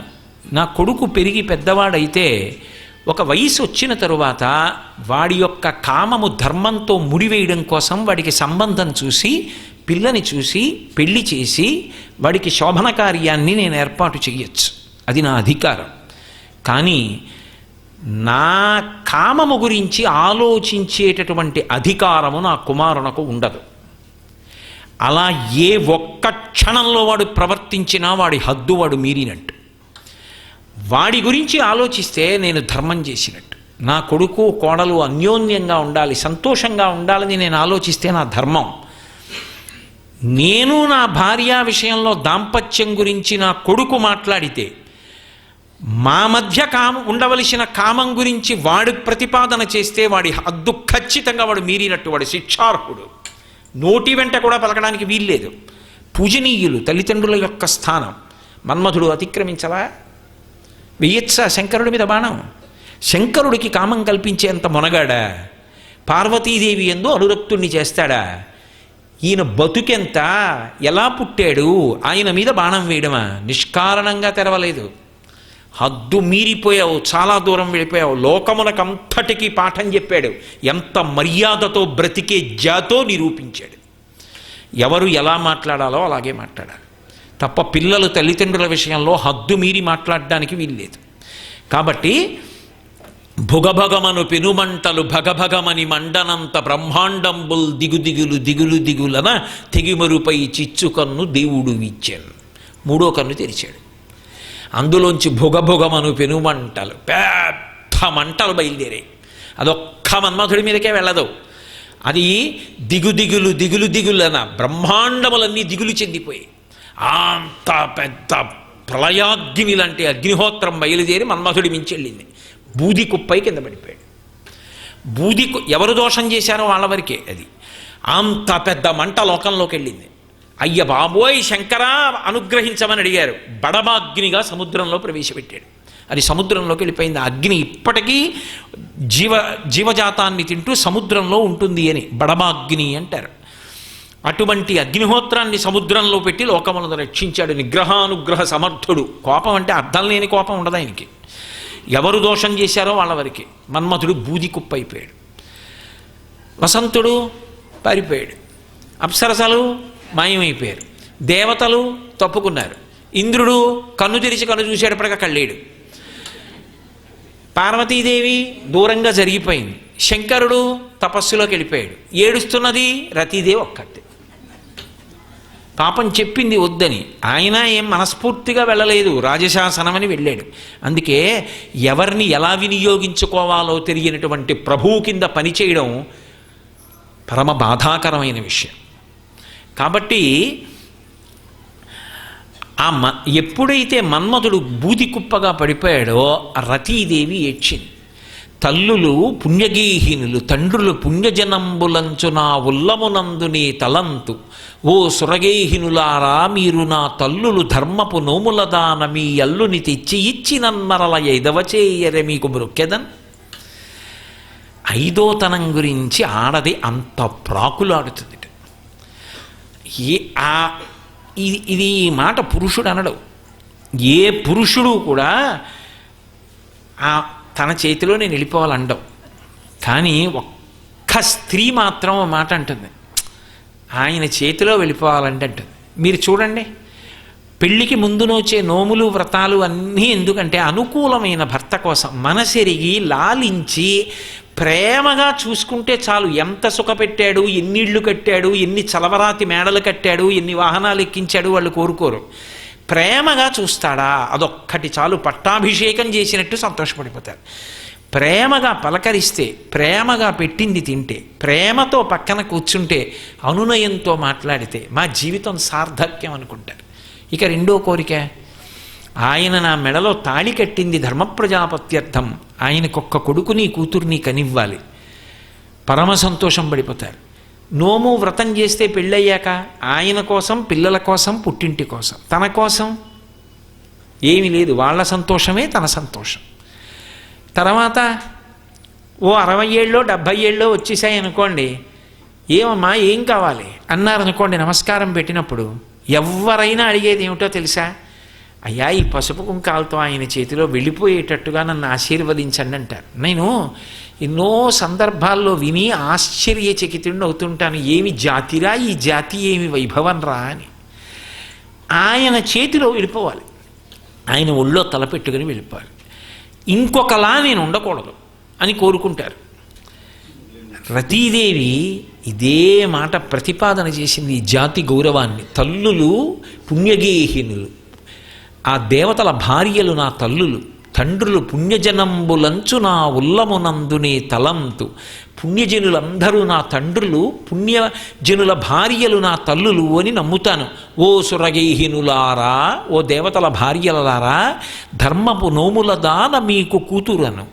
అమ్మా అంటున్నాను కదా, మీకు కూతుర్ని.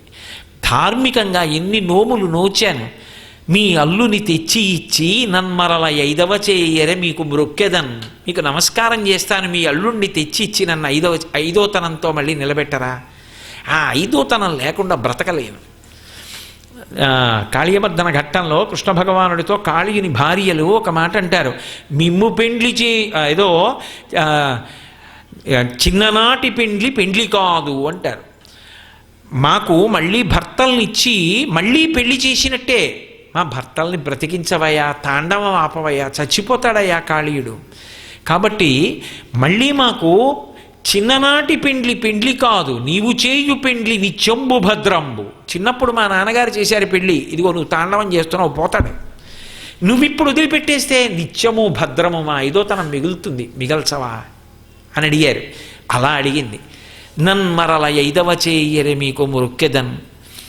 ఏదో పరమశివుడు ప్రశాంతంగా కూర్చుని పాపం రతీదేవి ఏడుస్తుంటే దూరంగా మిణుకుమంటూ ఎవరో నిలబడి పాపం బాధపడుతున్నారు. రారే ఏడుపుమాన్పరే మధురిపున్ రప్పింపరే కావరే పోరే సిరికి నా పుణ్యంబు వినిపింపరే నా కుయ్యెరిగింపరే తేరే మంగళసూత్ర బంధనము మీకెంతేని పుణ్యంబగున్ తేరే దేవర వేడినా పెనిమిటిన్ దీర్ఘాయుషోపేతుగా ఈరే మంగళసూత్ర బంధనము మీకెంతేని పుణ్యంబగున్. రతీదేవి అంత బాధపడింది. అందుకే పార్వతీ కళ్యాణ ఘట్టానికి ఉన్న గొప్పతనం ఏమిటో తెలుసా? అటువంటి స్థితిని పొందిన ఆవిడ్ని ఐదోతనం ఇచ్చి కాపాడింది ఆ తల్లి. అందుకే పార్వతీ కళ్యాణం విన్నంత మాత్రం చేత అనుగ్రహిస్తుంది. ఆ రతీదేవి అడిగింది, ఆవిడంది, రారే ఏడుపు మాన్పరే. అయ్యో అందరూ పారిపోయారు, కనీసం నా ఏడుపు మాన్పించేవాళ్ళు లేరు. ఏడుపు మాన్పరే మధురిపున్ రప్పింపరే. మా మామగారు మహానుభావుడు శ్రీ మహావిష్ణువు, వెళ్ళి చెప్పి ఆయన్ని తీసుకురారా, ఆయన మాట వింటాడు శివుడు. మధురిపున్ రప్పింపరే పోరే సిరికినా పుణ్యంబు వినిపింపరే. ఐదోతనం ఉన్న వాళ్ళని చూడగానే లక్ష్మీదేవి అంటారు. నా అత్తగారు లక్ష్మీదేవి, నేను ఇలా అయిపోయాను. నా పుణ్యం మా అత్తగారికి చెప్పరా, ఇలా అయిపోయింది మీ కోడలని. సిరికినా పుణ్యంబు వినిపింపరే ఈరే దేవర వేడిన పెనిమిటిం దీర్ఘాయుషోపేతుగా. అదిగో ఆ శంకరుణ్ణి వేడి మళ్ళీ ఆయన ప్రసన్నుడయ్యేటట్టుగా చేసి ఆ బూది కుప్పలోంచి మళ్ళీ నా భర్త బ్రతికేటట్టుగా చేసి దీర్ఘాయుష్మంతుడిగా నా భర్తను నాకు ఇవ్వరా, దీర్ఘాయుషోపేతుగా ఈరే మంగళసూత్ర బంధనము మీకెంతే నిపుణ్యంబగున్. ఆ మంగళసూత్ర బంధనం ఎప్పటికీ నా మెడలో ఉండిపోయేటట్టుగా ఆవిడ సర్వమంగళ దేవత. ఈ పద్యాలకి ఎంతో శక్తి ఉంది తెలుసా అండి. ఇవి వినడం, ఆ రతీదేవికి సౌభాగ్యం అనుగ్రహింపబడడం అంత చిన్న విషయం కాదు. అది ఎంతంత గండాన్ని తప్పిస్తుంది. అందుకే పార్వతీ కళ్యాణ ఘట్టం అంత గొప్పదైంది. ఈరే మంగళసూత్ర బంధనము మీకెంతే నిపుణ్యంబగున్, మీకు పుణ్యం ఉంటుంది నా మంగళసూత్ర బంధనం నిలబెట్టరా అని అడిగింది. అడిగితే ఆయన మహాదేవుడు అలాగే తపస్సులో ఉన్నాడు. ఎవరు వస్తారు ఆయన కోపానికి ఎదురు నిలబడి అడిగగలిగిన మొనగాడు ఎవరుంటాడు? ఎవరు రాలేదు. కానీ జగన్మాత వింది. తరుణీ అగమవందిత భగవతి తల్లి జగన్మోహిని. ఆమె అప్పటికి కన్యలా నటిస్తోంది. కానీ ఆమెకి తెలుసు కదా. ఆమె ఆలోచించింది, అయ్యో పిచ్చి తల్లి ఎంత ఏడుస్తోంది. ఏదో లోకాల్ని రక్షించాలని ప్రయత్నించాడు, తారకాసుర సంహారం చేద్దామని వద్దని అన్నాడు. కానీ రాజాజ్ఞకి లొంగిపోయాడు, పడిపోయాడు. ఇప్పుడు లోకములకన్నిటికీ ఒక పెద్ద ఉపద్రవం వచ్చేసింది. ఏమిటి ఉపద్రవం? మన్మధుడు లేడు. మన్మధుడు లేడు కాబట్టి మన్మథ బాణములు వేసేవాడు లేడు. మన్మథ బాణములు పడవు కాబట్టి ఎవ్వరి యందు కూడా మనసులలో ఉత్సాహం లేదు. మనసులలో ఉత్సాహం లేదు కాబట్టి కామం లేదు. కామం లేదు కాబట్టి స్త్రీ పురుషుల మధ్య ఆకర్షణ లేదు. ఆకర్షణ లేదు కాబట్టి సంయోగం లేదు. సంయోగం లేదు కాబట్టి సృష్టి లేదు. సృష్టి లేదు కాబట్టి శరీరాలు లేవు. శరీరాలు లేవు కాబట్టి జీవులకు పాపపుణ్యాలు పోగొట్టుకోవడానికి శరీరాలు లేవు. చక్రం ఆగిపోయింది, జనమరణ చక్రం. మరి ఈ జీవులందరూ అలా ఉండిపోయారు. ఎలా? శరీరాలు అటు లోకానికి ఉపకారం చేయాలి, ఇటు ఆవిడికి ఉపకారం చేయాలి. రేపు పొద్దున్న అంటే నేను కాల్చేవాణ్ణి నువ్వు బ్రతికించేదానివా అంటే మహాపతివ్రత. అందుకు ఆవిడేం చేసిందంటేట, రతీదేవి దగ్గరికి వచ్చి ఊరడించి నీకు కనపడతాడు దీర్ఘాయుష్మంతుడిగా, కాబట్టి బెంగ పెట్టుకోకు, నీ భర్తని బ్రతికిస్తున్నాను కానీ రూపం ఉండదు, అనంగుడై శరీరము లేనివాడై ఉంటాడు, నీకు మాత్రం కనపడుతూ ఉంటాడు, అదే కార్యం నిర్వహిస్తాడు అని మన్మధుడితో అంది. పిచ్చివాడా, నువ్వు చెరుకు విల్లు పుష్పబాణాలు పట్టుకుంటే శంకరుడు లొంగుతాడా? నేను పట్టుకుంటానని ఆ ధనస్సు ఆ బాణములే ఆవిడ తీసుకుని కామాక్షి పరదేవత లలితా త్రిపుర సుందరిగా కూర్చుంది. అప్పుడు ఆయన్ని తీసుకొచ్చి పక్కన కూర్చోబెట్టుకుని లోకములకు తల్లిదండ్రులుగా కూర్చున్నారు. ఇప్పుడు మన్మధుడు కంటికి కనపడకుండా బాణములు వేసి మళ్ళీ లోకంలో సృష్టి జరగడానికి కారణమయ్యాడు. ఇంత ఎలా అనుగ్రహించిందిట? ఇలా అని కాదు, అలా కూర్చున్నది అలా వెళ్ళిపోతున్నట్టుగా వెళ్ళిపోతూ రతీదేవి ఏడుపు విని ఇలా చూసిందిట. అంతే, ఇదంతా జరిగిపోయింది. శంకరాచార్యులు వారు సౌందర్యలహరిలో చెప్తూ ధను పౌష్పం మౌర్వీ మధుకరమయీ పంచవిశిఖ వసంతు సామంతో మలయమరుదాయోధనరద తథాప్యేక సర్వం హిమగిరిసుతే కామపి కృపాం అపాంగత్తే లబ్ధ్వా జగదమనంగో విజయతే అన్నారు. ధను పౌష్పం, ఆ మన్మధుడి యొక్క విల్లు చూస్తే పువ్వులతో ఉంటుంది. అదేంటండి ఇందాక చెరుకు విల్లు అన్నారు కదా అంటే పువ్వుల యొక్క విల్లు కూడా పట్టుకుంటాడు అని అమరకోశంలో ఉంది, పుష్పధన్వి అని. కాబట్టి ధన పౌష్పం, పువ్వులతో చేసినటువంటి ధనస్సు. మధుకరమయీ, వెనకాతల వింటినారేమో తుమ్మెదలతో చేయబడి ఉంటుంది. ఎక్కడైనా ముందు పువ్వులు ఇలా ఉంటే వెనక తుమ్మెదలన్నీ ఫాల్ ఇన్ లైన్ అంటే ఇలా తీగల నించుంటాయా? ఎలా నించుంటాయి? ఓ వేళ నించున్నాయి అనుకోండి, బాణం పెట్టి లాగాలంటే వింటినారి వెనక్కి వెళ్ళాలా? రెండు తుమ్మెదల మధ్యలోంచి బాణం వెనక్కి వస్తుంది కానీ అవి సాగుతాయా? స్థితిస్థాపక శక్తి ఏది? ఎలాస్టిసిటీ ఏది? కాబట్టి ఆ ధనస్సు ఎందుకైనా పనికొస్తుందా? పోనీ బాణాలు గొప్పవండి, ఏదో రౌద్రాస్త్రం, ఆగ్నేయాస్త్రం, బ్రహ్మాస్త్రం, వారుణాస్త్రం ఇటువంటివి వేస్తాడా అందామంటే పంచవిశిఖ 5 పుష్పబాణాలు వేస్తాడు. ఆ పువ్వులవి అవి వచ్చి తగులుతాయి, ఎరుగుపోవచ్చు, సంతోషంగా ఉంటుంది. ఎందుకవి ఏం చేస్తాడు లోకంలో? అన్నీ బలహీనతలే. పంచవిశిఖ వసంతు సామంతో, పోని స్నేహితుడు చాలా బలవంతుడండి, అందుకని భయం. ఆయన స్నేహితుడు కాబట్టి ఆయన జోలికి వెళ్ళరందామా? వసంతుడు స్నేహితుడు. వసంతుడు ఎప్పుడు ఉంటాడు? చైత్రము వైశాఖము, ఇంకా తర్వాత కనబడ్డ మళ్ళీ అంత గొప్ప స్నేహితుడు. ఎప్పుడూ కళ్ళల్లో పెట్టుకు చూసుకుంటూ ఉంటే స్నేహితుడు ధైర్యం, కానీ ఎప్పుడోసారి కనపడేవాడు ఇక మళ్ళీ కనపడనేవాడు మనం నమ్ముకునే ఉంటాం. కాబట్టి వసంతుస్సామంతో మలయమరుదాయోధనరథ, మలయ పర్వతం మించి వచ్చేటటువంటి చందనపు గాలి మన్మధుడికి రథం. ఒక్కొక్కసారి చూడండి, ఏదో ఇంట్లో కూర్చుంటాం, మంచి పాట ఎక్కడి నుంచో వినపడుతూ ఉంటుంది. మంచి పాట వినపడుతోందని ఇలా చెవిలు రిక్కించి వింటున్నారనుకోండి, జననీ శివకామిని అని వినపడింది.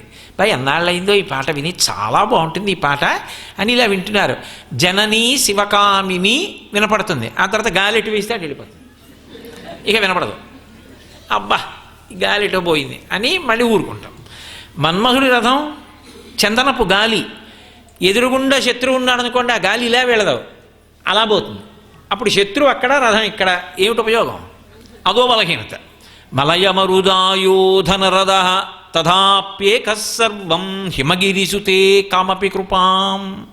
ఇన్ని బలహీనతలున్నా అమ్మా మేము మోక్షాన్ని పొందుతాం, భగవద్దర్శనం పొందుతామని చెప్పి అన్నీ విడిచిపెట్టేసి హిమాలయాలకు వెళ్ళి తపస్సు చేసుకుంటూ ముక్కు మూసుకొని కూర్చుంటున్నటువంటి వాళ్ళ మీద కూడా బాణం వేసినంత మాత్రం చేత అన్నీ విడిచిపెట్టి వాళ్ళు వశపడిపోయేటట్టుగా చేయగలిగినంత శక్తిని మన్మధుడు పొందాడంటే, అమ్మా ఇన్ని బలహీనతలు ఉన్నవాడు, పైగా అన్నిటినీ మించి పెద్ద బలహీనత శరీరం లేదు, అనంగో. ఇంత శక్తి ఎక్కడి నుంచి వచ్చిందో తెలుసా అమ్మా? లోకాలన్నిటినీ గెలుస్తున్నాడంటే అపాంగత్తే లబ్ధ్వా. ఒక్కసారి నువ్వు ఇలా చూసావు ప్రేమతో, ఇలా చూసేటప్పటికి అంత శక్తి వచ్చేసింది. అమ్మా ఏమి నీ చూపు గొప్పతనం. జగదిదమనంగో విజయతే. ఆ తల్లి మన్మధుడ వంక అలా చూడ్డంలో మళ్ళీ ధర్మచక్రం తిరిగింది, మళ్ళీ సృష్టి జరిగింది. మన్మధుడికి శరీరం వచ్చింది, రతీదేవి భర్తని పొందింది, ఐదో తనం నిలబడింది, పరమ సంతోషాన్ని పొందింది. అందుకే పార్వతీ కళ్యాణ ఘట్టంలో ఇది విన్నంత మాత్రం చేత అమ్మవారి అనుగ్రహ ప్రసరణం నిలబడుతోంది. కాబట్టి అందరికీ కూడా రక్ష అని చెప్తారు. అందుకు పార్వతీ కళ్యాణ ఘట్టం చెవులు రిక్కించుకుని అంత జాగ్రత్తగా వింటుంటారు, అన్ని పవిత్ర ఘట్టాలు నడుస్తాయి కాబట్టి. తర్వాత శంకరుడు అనుగ్రహించాడు. ఒకానొకనాడు శ్రీకృష్ణ భగవానుడుగా మీ తండ్రి పరిపూర్ణావతార స్వీకారం చేసినప్పుడు లక్ష్మీదేవి అనగా ఆదిలక్ష్మి అయిన రుక్మిణితోడ క్రీడసల్పుచున్న కృష్ణచూచి పట్టణంబులోని ప్రజలుల్లసిల్లిరి ప్రీతులగుచు ముక్త భీతులగుచు. ఆ రుక్మిణీ కళ్యాణం జరిగిపోయిన తర్వాత ప్రద్యుమ్నుడు అనే పేరుతో నువ్వు పుడతావు. శంబరాసురుడనే రాక్షసుడు అపహరించి తీసుకెళ్లి సముద్రంలో పడేస్తాడు. తర్వాత తిరిగి వస్తావు. వచ్చిన తరువాత నువ్వు శరీరాన్ని ప్రద్యుమ్నుడిగా పొందుతావు. అప్పటి వరకు నీకు శరీరం ఉండదు తప్ప తర్వాత శరీరం వస్తుంది అని శంకరుడు కూడా అనుగ్రహించాడు. దాని చేత రతీదేవి యొక్క సౌభాగ్యం నిలబడింది. ఇప్పుడు ధర్మచక్రం తిరిగింది, మళ్ళీ జీవులకు శరీరములు దొరికాయి. ఎందుకని? మన్మధుని యొక్క బాణములు పడుతున్నాయి కాబట్టి ఉభయుల యందు కూడా స్త్రీ పురుషుల యందు కామము కలిగి సంతోషం కలిగి దాని వలన శరీరములు పుడుతున్నాయి. శరీరములు పొంది జీవులందరూ పాపపుణ్యములను పోగొట్టుకునే అదృష్టం కలుగుతోంది. మళ్ళీ కొత్తగా పుణ్యం చేసుకోవచ్చు, చిత్తశుద్ధి పొందొచ్చు, జ్ఞానం పొందొచ్చు, మోక్షం పొందొచ్చు. అవకాశం సుగమమైంది. ఇది సరే. అంతన్కొండలరాజు నెమ్మనములో నా వర్తనాలించి వే సంతాపమున చింతనొంది ఆ మహేశ్వరుంగాంచక విషణ్ణవదనయ్యున్న తన కుమార్తెను తోడ్కునిపోయే గిరికిన్. ఆయనేమో విన్నాడు. అంతన్కొండలరాజు నెమ్మనములో నా వర్తనాలించి వే సంతాపంబున చిన్నవోయి చని సర్వేశ్వరుంగానక అత్యంతాందోళ విచారయైన తనయం తావేగ గొంపోయే తత్కన్యారత్నము తండ్రి తోడ్కొని చనంగానేగ సీతాద్రికిన్. ఆయనకి ఎవరో చెప్పారు వెళ్ళి చారులు, మన్మధుడు బాణం వేశాట, శంకరుడికి కోపం వచ్చిందట, మూడో కన్ను తెరిచాట, లోకాలన్నీ భయపడిపోతే అగ్నిని బడబాగ్నిగా సముద్రంలో ప్రవేశపెట్టాట, మన్మధుడు దగ్ధమైపోయాట, నీ కూతురు భయపడి దూరంగా జరిగిపోయింది, శంకరుడు తపోభంగం అయిపోయిందని చెప్పి దండకమండలాలతో వెళ్ళిపోయాట ఎక్కడికో. ఇప్పుడు లేడు హిమోత్పర్వతంలో, మళ్ళీ ఏదో ఉత్తమ భూముల్లోకి వెళ్ళిపోయాడు ఆయన. నీ కుమార్తె బెంగ పెట్టుకుని ఉండిపోయింది. అయ్యో ఇదేమిటా, నేనేదో సేవ చేయడానికి వస్తే ఇలా జరిగిందని ఆవిడ బెదిరిపోయింది. అంటే అంతన్కొండల రాజు నెమ్మనములో నా వార్తనాలించి వే సంతాపమ్మున చిందపోయి చని సర్వేశ్వరుంగానకత్యంత ఆందోళ విచారయైన తనయం తావేగ గొంపోయే. కుమార్తెని మళ్ళీ ఇంటికి తీసుకెళ్ళిపోయాడు.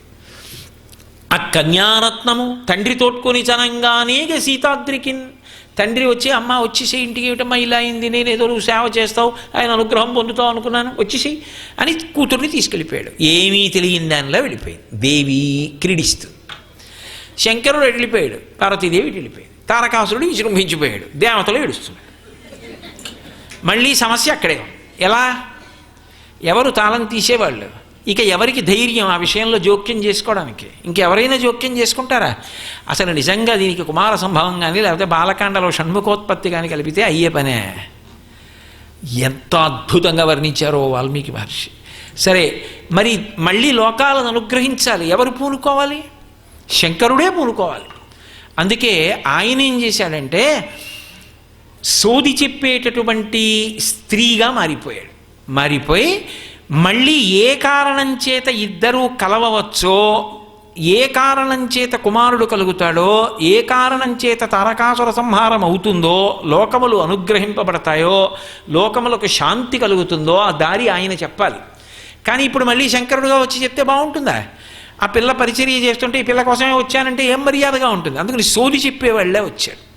ఆ సోది చెప్పడానికి వచ్చినప్పుడు కాకోధరాదీశ కంకణములు దాచి శంఖ కంకణములు చాలా తొడిగి సామజదనుజేంద్ర చర్మాంబరము దాచి కమనీయ కనకాంబరమును కట్టి గంగానిశానాథ కలిత జూటము దాటి కురువెంట్రుకలు కల కొప్పు కట్టి పావకరాజిత పాలభాగము దాచి తిలకంబుతో పాలమమర చేసి చేత త్రిశూలంబు దాచి పూల సెజ్జయమర వామభాగమునందు స్త్రీ కల స్వామి వెలది వెలది ఎనుచు ఎగుదించే. ఆయన ఏమీ తెలియనటువంటి వాళ్ళ అప్పటి వరకు అర్ధనారీశ్వర స్వరూపంగా పక్కన ఉమాదేవితో కూడి ఉండేటటువంటి శంకరుడు, పార్వతీదేవితో ఉండేటటువంటి శంకరుడు కాకోధరాదీశ కంకణంబులు దాచి శంఖ కంకణములు చాలా తొడిగి, సోది చెప్పేవాళ్ళు ఎలా వేసుకుంటారో అలా ఆయన శంకరుడు అందరిలా కంకణాలు పెట్టుకోడు. ఆయన కాకోధరాదీశ కంకణంబులు అవేమి పిల్లపాములు బురదపాములు కాదు.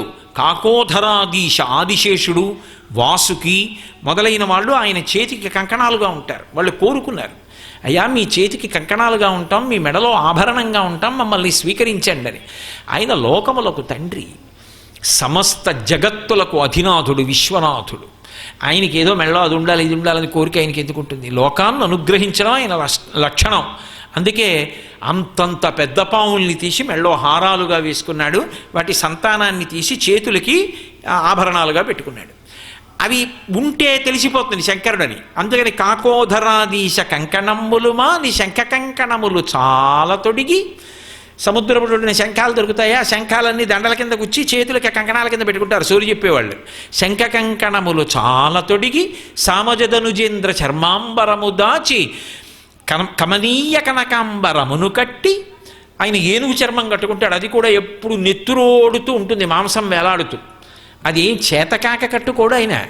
ఒకానొకప్పుడు ఆయన కాశీపట్టణంలో కూర్చొని ఉండగా గజాసురుడని ఒక రాక్షసుడు బయలుదేరి కాశీపట్టణాన్ని అంతటినీ అతలాకుతలం చేస్తున్నాడు. ఆయన మంచి తపస్సమాధిలో ఉన్నాడు శంకరుడు. ఏమిట్రా వీడి దిక్కుమాలరి, వీడు పైగా కాశీపట్టణాన్ని పాడు చేస్తున్నాడు ఏమిట్రా అని ఆయనకి కోపం వచ్చింది. కాశీ యొక్కతే, గంగ యొక్కతే, కాశీ యొక్కతే మరియు దక్షిణ కాశీ యొక్కతే. అవి ఆయన యొక్క భార్యలతో సమానం. కాశీపట్టణం అంటే ఆయనకు అంత ప్రీతి. అందుకని ఆయన ఏం చేశాడంటే, ఎవడరా ఇలా అల్లరి చేస్తున్నాడని చెప్పి, వీడితో పెద్ద యుద్ధం ఏమిటని చెప్పి ఆ ఏనుగు రూపంలో వచ్చి అల్లరి చేస్తున్నాడు. ఆ త్రిశూలం పక్కనుంది, దాన్ని తీసి పోటు పొడిచాడు. పొడిచి ఇలా పైకెత్తి పక్కన పెట్టుకుని జపం చేసుకుంటుంటే ఈ త్రిశూలం మీద ఉన్నాడు వాడు. నెత్తురంతా కారిపోయింది. ఇక ప్రాణోత్క్రమణ స్థితి వచ్చింది. ఆ త్రిశూలం నుంచి విడిపించుకోలేకపోయాడు. విడిపించుకోలేక ప్రాణం పోయే ముందు శంకరుణ్ణి స్తోత్రం చేస్తానని సామగానం చేశాడు. సామవేద మంత్రాలతో స్తోత్రం చేశాడు. బుద్ధి తెచ్చుకుంటే చాలు పరవశించిపోతాడు ఆయన. వెంటనే తల పైకెత్తి చూసి, అబ్బాయి ఎంత గొప్ప గానం చేశావురా అన్నాడు. ఆయన అన్నాడు, నాకొక్క వరం ఇవ్వండి స్వామి అని. ఏం కావాలన్నాడు. నా పేరు మీద లింగస్వరూపాన్ని పొందండి. కృత్తివాసేశ్వరుడు అన్న పేరుతో ఈ కాశీపట్టణంలో నా శరీరం లింగస్వరూపాన్ని పొందాలి. నేను శరీరం వదిలేసిన తర్వాత త్రిశూలం నుంచి విడిపించి తోలు ఒలిచేసి ఆ నెత్తుటితో మీరు కట్టుకోవాలి. కానీ ఇది చివికిపోకూడదు, దుర్గంధం రాకూడదు, బహుపరిమళంతో ఎప్పుడూ అలాగే ఉండాలి. మీరు కరిచర్మాంబరధారి అని పేరు పొందాలి. నా తోలు మీకు బట్ట కావాలి, నా శరీరం లింగం కావాలి, దానికి మీరు అధిష్టానం కావాలి, కాశీలో నేను ఉండాలి అని అడిగాడు. స్వస్తి, తప్పకుండా శుభం భూయాత్. అందుకే ఇప్పటికీ కృత్తివాసేశ్వరలింగం అని మీరు ఆ శివాలయంలోకి వెడితే ఏనుగు పడుకున్నట్టుగా ఉంటుంది శివలింగం. ఓ పక్క నుంచి చూస్తే అచ్చు ఏనుగు పడుకుందేమో అనుకుంటారు, అలా ఉంటుంది.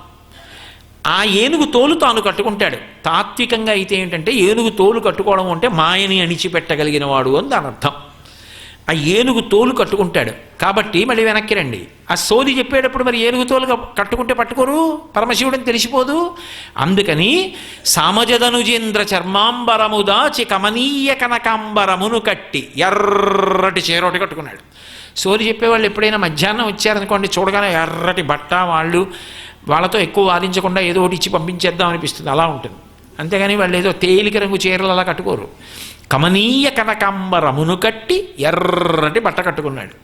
గంగానిశానాథ జటాజూటము దాచి కురువెంట్రుకలు గల కొప్పు కట్టి తదియనాటి చంద్రరేఖతో ఉండేటటువంటి ఆ గంగతో తడిసినటువంటి కొప్పు తీసేసి ఏదో సామాన్యంగా సోది చెప్పేవాళ్ళు వేసుకునేటటువంటి అడ్డకొప్పు అంటారు, ఇలా పక్కకి వేసుకుంటారే కొప్పు, అలాంటి కొప్పు ఒకటి కట్టుకున్నాడు. కట్టుకుని అది ఎలా ఉంది అంటే కురువెంట్రుకలు కల కప్పు కట్టి, అదేదో అందంగా కబరీబంధం అంటే వెనక్కి వేసుకుని పువ్వులు ముడుస్తారు, అలా కాకుండా ఇలా పక్కకి ఏదో ఇలా ముడేసి ఇలా దోపేసుకుని దానికి ఓ 2 సూదులు గుచ్చేసుకుని దానికి ఏదో పెద్ద పెద్ద బంతి పువ్వు లాంటివి పెట్టుకుంటే ఆ కొప్పు చూడడానికి సోది వాళ్ళ కొప్పు అంటారు, అలాంటి కొప్పు ఒకటి వేసుకున్నాడు. కమనీయ కనకాంబరమును కట్టి గంగానిశానాథ కలిత జూటము దాచి కురువెంట్రుకలు కల కొప్పు కట్టి, పోను అక్కడతో ఊరుకున్నాడా, పావకరాజిత పాలభాగము దాచి తిలకంబుతో పాలమరజేసి, 3వ కన్ను తెలిసిపోతుంది కదా, అందుకని 3వ కన్ను తెలియకుండా తీసేసి సోది చెప్పేవాళ్ళు పెద్ద బొట్టెట్టుకుంటారు, ఇంత పెద్ద కుంకం బొట్టోటి పెట్టుకున్నాడు. పెట్టుకుని అచ్చు సోది చెప్పేవాళ్ళు ఎలా ఉంటారో అలా తయారయ్యాడు. చేత త్రిశూల హస్తంబు, ఒంటికి ఎప్పుడు విభూతి అలదుకొని ఉంటాడు కదూ, అందుకని చెప్పి ఆ విభూతి అంతటినీ కూడా శరీరం నుంచి తీసేసి పసుపు రాసి, ఆ విభూతి స్థానంలో ఒళ్ళంతా పసుపు రాసేసుకుని ఎర్రటి బట్ట కట్టుకుని ఇంత పెద్ద బొట్టు ఎట్టుకుని ఆ వీణ ఒకటి చేతిలో పట్టుకుని తంబూరా వస్తుంటే ఎలా ఉంటాడో మీరే ఆలోచించండి. అచ్చు సోరి చెప్పేదానిలా చేతి నిండా శంఖ కంకణాలు ఇవన్నీ పెట్టుకున్నాడు. పెట్టుకుని చేత త్రిశూల హస్తంబు దాచి పూల సజ్జయమర, ఆ త్రిశూలం తీసేసి ఆ చేతిలో దానికి బదులుగా ఓ పెద్ద పూల బొట్టోటి పట్టుకున్నాడు. త్రిశూల హస్తంబు దాచి చేత పూల సజ్జయమర వెలది మేనగల్గు వీరుడు సోది సోది అనుచు నెగుదించే, లేదా వెలదీయగుచు అచటికి ఎగుదించే. అర్ధనారీశ్వర స్వరూపంగా శరీరంలో ఎడం వైపు స్త్రీ ఉండేటటువంటి శంకరుడు ఆ భాగాన్ని కూడా స్త్రీ శరీరంగా మార్చేసి ఆయన ఏమీ తెలియని వాళ్ళ సోది చెప్తానమ్మా అంటూ ఆ తంబూరా మోగించుకుంటూ ఓ 2 తీగలతో ఉంటుంది, అది ఆ చిన్న గుమ్మడికాయతోటి అది మోగించుకుంటూ వస్తున్నాడు. చూసింది మేనకాదేవి, అయ్యో ఏమిటో ఈ పిల్లని పంపించాం ఆ శంకరుడి దగ్గరికి, ఆ మన్మధుడేమో బాణం వేశాడు, ఆయనకి కోపం వచ్చింది, 3వ కన్ను తెరిచాడు, పెద్ద అగ్నిహోత్రం వచ్చింది, పిల్ల బెదిరిపోయింది, ఇంటికి తీసుకొచ్చేసాం. పాపం అనుకుంటోంది, ఆవిడికి భయం ఏమిటి, భయాలు పోగొట్టగలిగిన తల్లి ఆవిడే. అందుకని పాపం పిల్లకి అసలు ఏమిటో దీని భవిష్యత్తు ఎలా ఉంటుందో ఏమిటో చాలా బెంగగా ఉంది, 10 మంది ఏమని చెప్పుకుంటారో ఏమిటోను. అందుకని చెప్పి ఓసారి సోది చెప్పిస్తే అసలు తెలుస్తుందని చెప్పి ఆ సోది చెప్పే అమ్మిని తీసుకొచ్చి కూర్చోబెట్టి సోది చెప్పించి, ఆయన సోది చెప్పే స్త్రీ రూపంలో వచ్చి ఆమె యొక్క భవిష్యత్తు చెప్పాడు. కువలయలోచన కొన్ని దినంబులు కొండరలాజింట నుండగలవు ఉండి వనంబునకు నువితతో నీగియు శివునకై తపమర్ధి చెయ్యగలవు, తపమర్ధి చేసిన తలలాక్షి నినుగూర్చి మీనాంక వైరియు మెచ్చగలడు, మెచ్చి సంభావించి మీ తండ్రి ఇంటను వేడుక నిను పెండ్లి ఆడగలడు, పెండ్లి ఆడి అర్ధాంగలక్ష్మివై సకల భువన రాజ్య సంపదలను పొంది మోములారుగల సుతునికి తల్లివై మొదమున నుండగలవు ఓ ధవళ నేత్ర అన్నాడు. ఓ పిల్ల, నువ్వు కువలయలోచన కొన్ని దినంబులు కొండల రాజింట నుండగలవు, నువ్వు కొన్నాళ్ళు మీ నాన్నగారింట్లో ఉంటావు ఈ హిమవంతుని యొక్క అంతఃపురంలో, కొంతకాలం అయిపోయిన తర్వాత చిలికెత్తెలతో కలిసి మళ్ళీ అరణ్యానికి ఎడతావు, వెళ్ళి అరణ్యంలో పరమశివుడి గురించి తపస్సు చేస్తావు. ఈసారి నువ్వు చేసిన తపస్సుకి మీనాంకవైరియు మెచ్చగలడు. మీనాంకవైరి అంటే మన్మధునికి శత్రువు.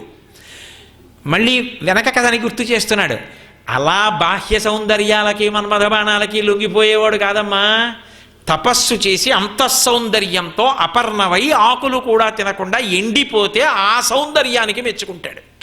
కాబట్టి కువలయలోచన కొన్ని దినంబులు కొండల రాజింట నుండగలవు ఉండి ఉవిదతో కూడి వనంబునకేగి శివునకై తపమర్ధి చెయ్యగలవు. తపమర్ధి చేసిన తరళాక్షిని గూర్చి మీనాంకవైరియు మెచ్చగలడు. మెచ్చి సంభావించి మీ తండ్రి ఇంటను వేడుక నిను పెండ్లి అడగలడు. ఈ అవతారంలోనమ్మా దక్ష ప్రజాపతి కూతురులా కళ్యాణం కాదు, కన్యాదాత గారి ఇంటికి వచ్చి పెళ్లి చేసుకుంటాడు. కాబట్టి మీ ఇంటికి వస్తాడు, పర్వతరాజు ఇంటికి వచ్చి కళ్యాణం అవుతుంది. కళ్యాణం అయిన తర్వాత వేడుకని పెండ్లి ఆడగలడు. పెండ్లి ఆడి అర్ధాంగలక్ష్మివై ఎంత అనుకూల దాంపత్యం అవుతుందో తెలుసా? ఆయన శరీరంలో సగం నువ్వైపోతావు. అర్ధాంగలక్ష్మివై సకల భువన రాజ్య సంపదలు పొంది సకల భువన రాజ్య సంపదలకు అధినేత్రి అవుతావు.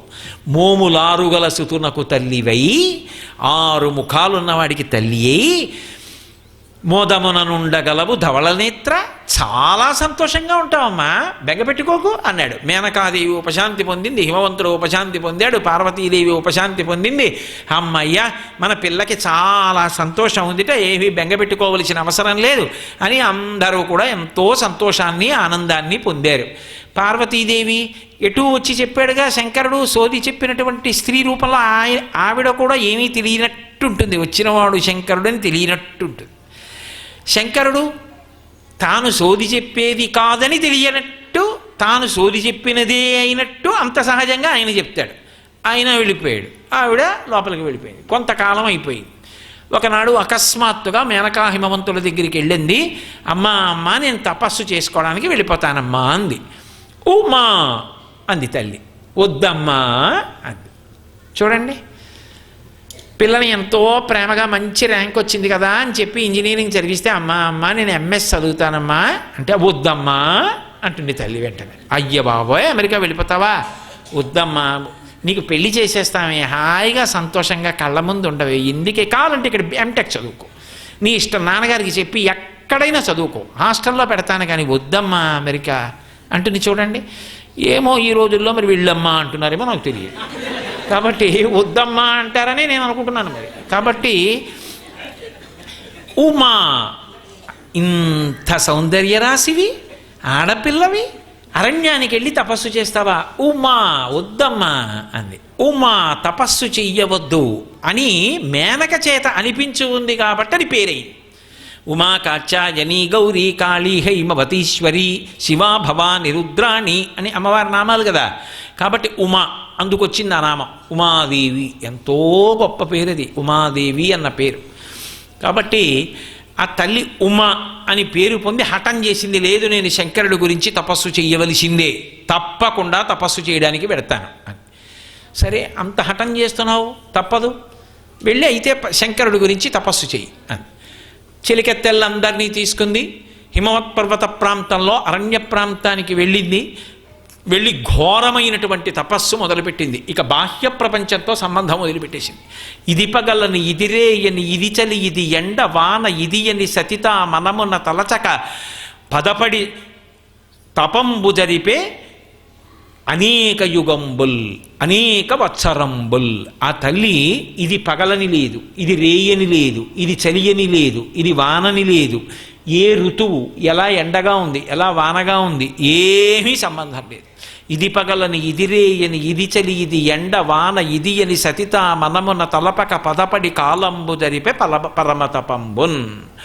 ఆమె మనసులో ఏమీ పట్టించుకోకుండా శరీరం ఎంత శోషించిపోతున్నా, అంత చలిగాలి కొట్టేస్తుంటే అందులో హిమాలయ పర్వత ప్రాంతం గట్టిగా ఇక్కడ చలిగాలి ఇస్తేనే పైన చాందిని లేకపోతే బెంగెట్టుకుంటాం. అలాంటిది హిమవత్ పర్వత ప్రాంతంలో కన్యకామణి తపస్సు అంటే మాటలండి.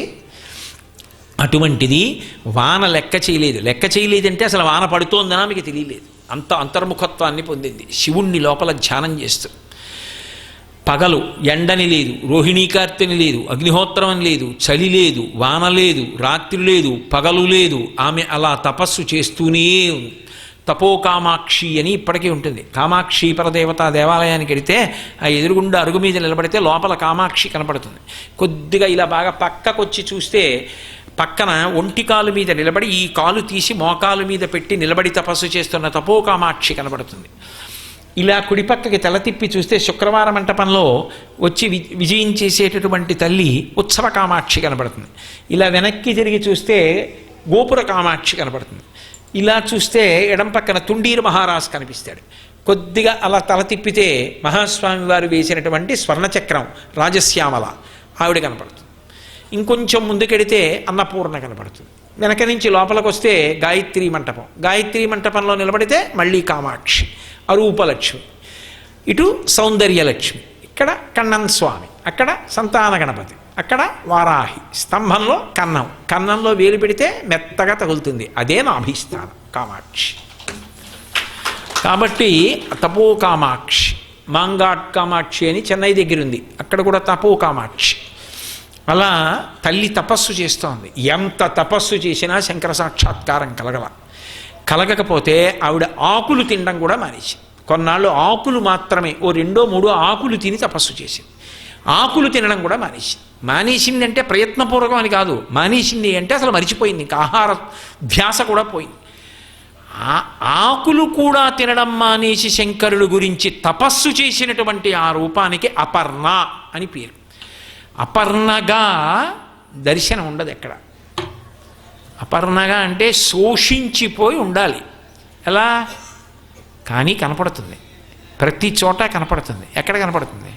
గ్రీష్మ ఋతువులో ఆకులు లేని చెట్టు అపర్ణ, కదలకుండా ఉండిపోయి స్థాణువుగా ఎండిపోయి ఉంటుంది.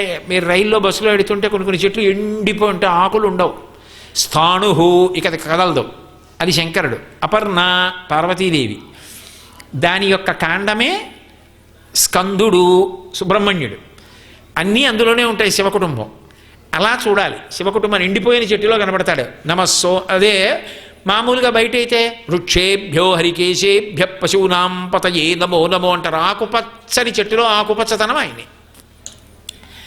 కాబట్టి అపర్ణ అని పేరు పొందింది. గొప్ప తపస్సు చేస్తోంది. అంత తపస్సు శంకరుడి కోసం. ఇంత తపస్సు చేస్తే వచ్చాడు శంకరుడు. ఏ రూపంలో వచ్చాడు? అదో చమత్కారం. ఆయన చేసే విన్యాసాలు అనన్య సామాన్యం. పార్వతీ కళ్యాణం మలుపులు అంత అద్భుతం. అసలు అంత గొప్ప మలుపు తిరిగిపోయింది అక్కడ పార్వతీ కళ్యాణం. అసలు అటువంటి మలుపు ఎక్కడ కనపడదు. అసలు ఆ మలుపు ఎందుకు తిరిగింది, ఎలా వచ్చాడు, ఏం చెప్పాడు, ఈ విశేషాలు రేపు సాయంకాలం 6:30 మనం మళ్ళీ తిరిగి కలుసుకున్నప్పుడు ప్రారంభం చేస్తాను. పరమమంగళప్రదంగా తల్లి అపర్ణాదేవి అన్న పేరు పొంది తపస్సమాధిలో ఉంది. ఇంకా మనం ఎక్కువ మాట్లాడి ఆవిడ తపస్సు భంగం చేయకూడదు. రేపు సాక్షాత్కారం జరుగుతుంది, అప్పుడు మనం సంతోషంగా చెప్తాం. మంగళాశాసనపరై మదాచార్య పురోగమై సర్వైశ్చ పూర్వైరాచార్యై సత్కృతాయాస్తు మంగళం. మంగళం కోసలేంద్రాయ మహనీయ గుణాత్మనే చక్రవర్తి తనూజాయ సర్వభౌమాయ మంగళం. ఉమాకాంతాయ కాంతాయ కామితార్థప్రదాయినే శ్రీగిరీశాయ దేవాయ మలినాథాయ మంగళం. సర్వం శ్రీ ఉమామహేశ్వర పరబ్రహ్మార్పణమస్తు. స్వస్తి.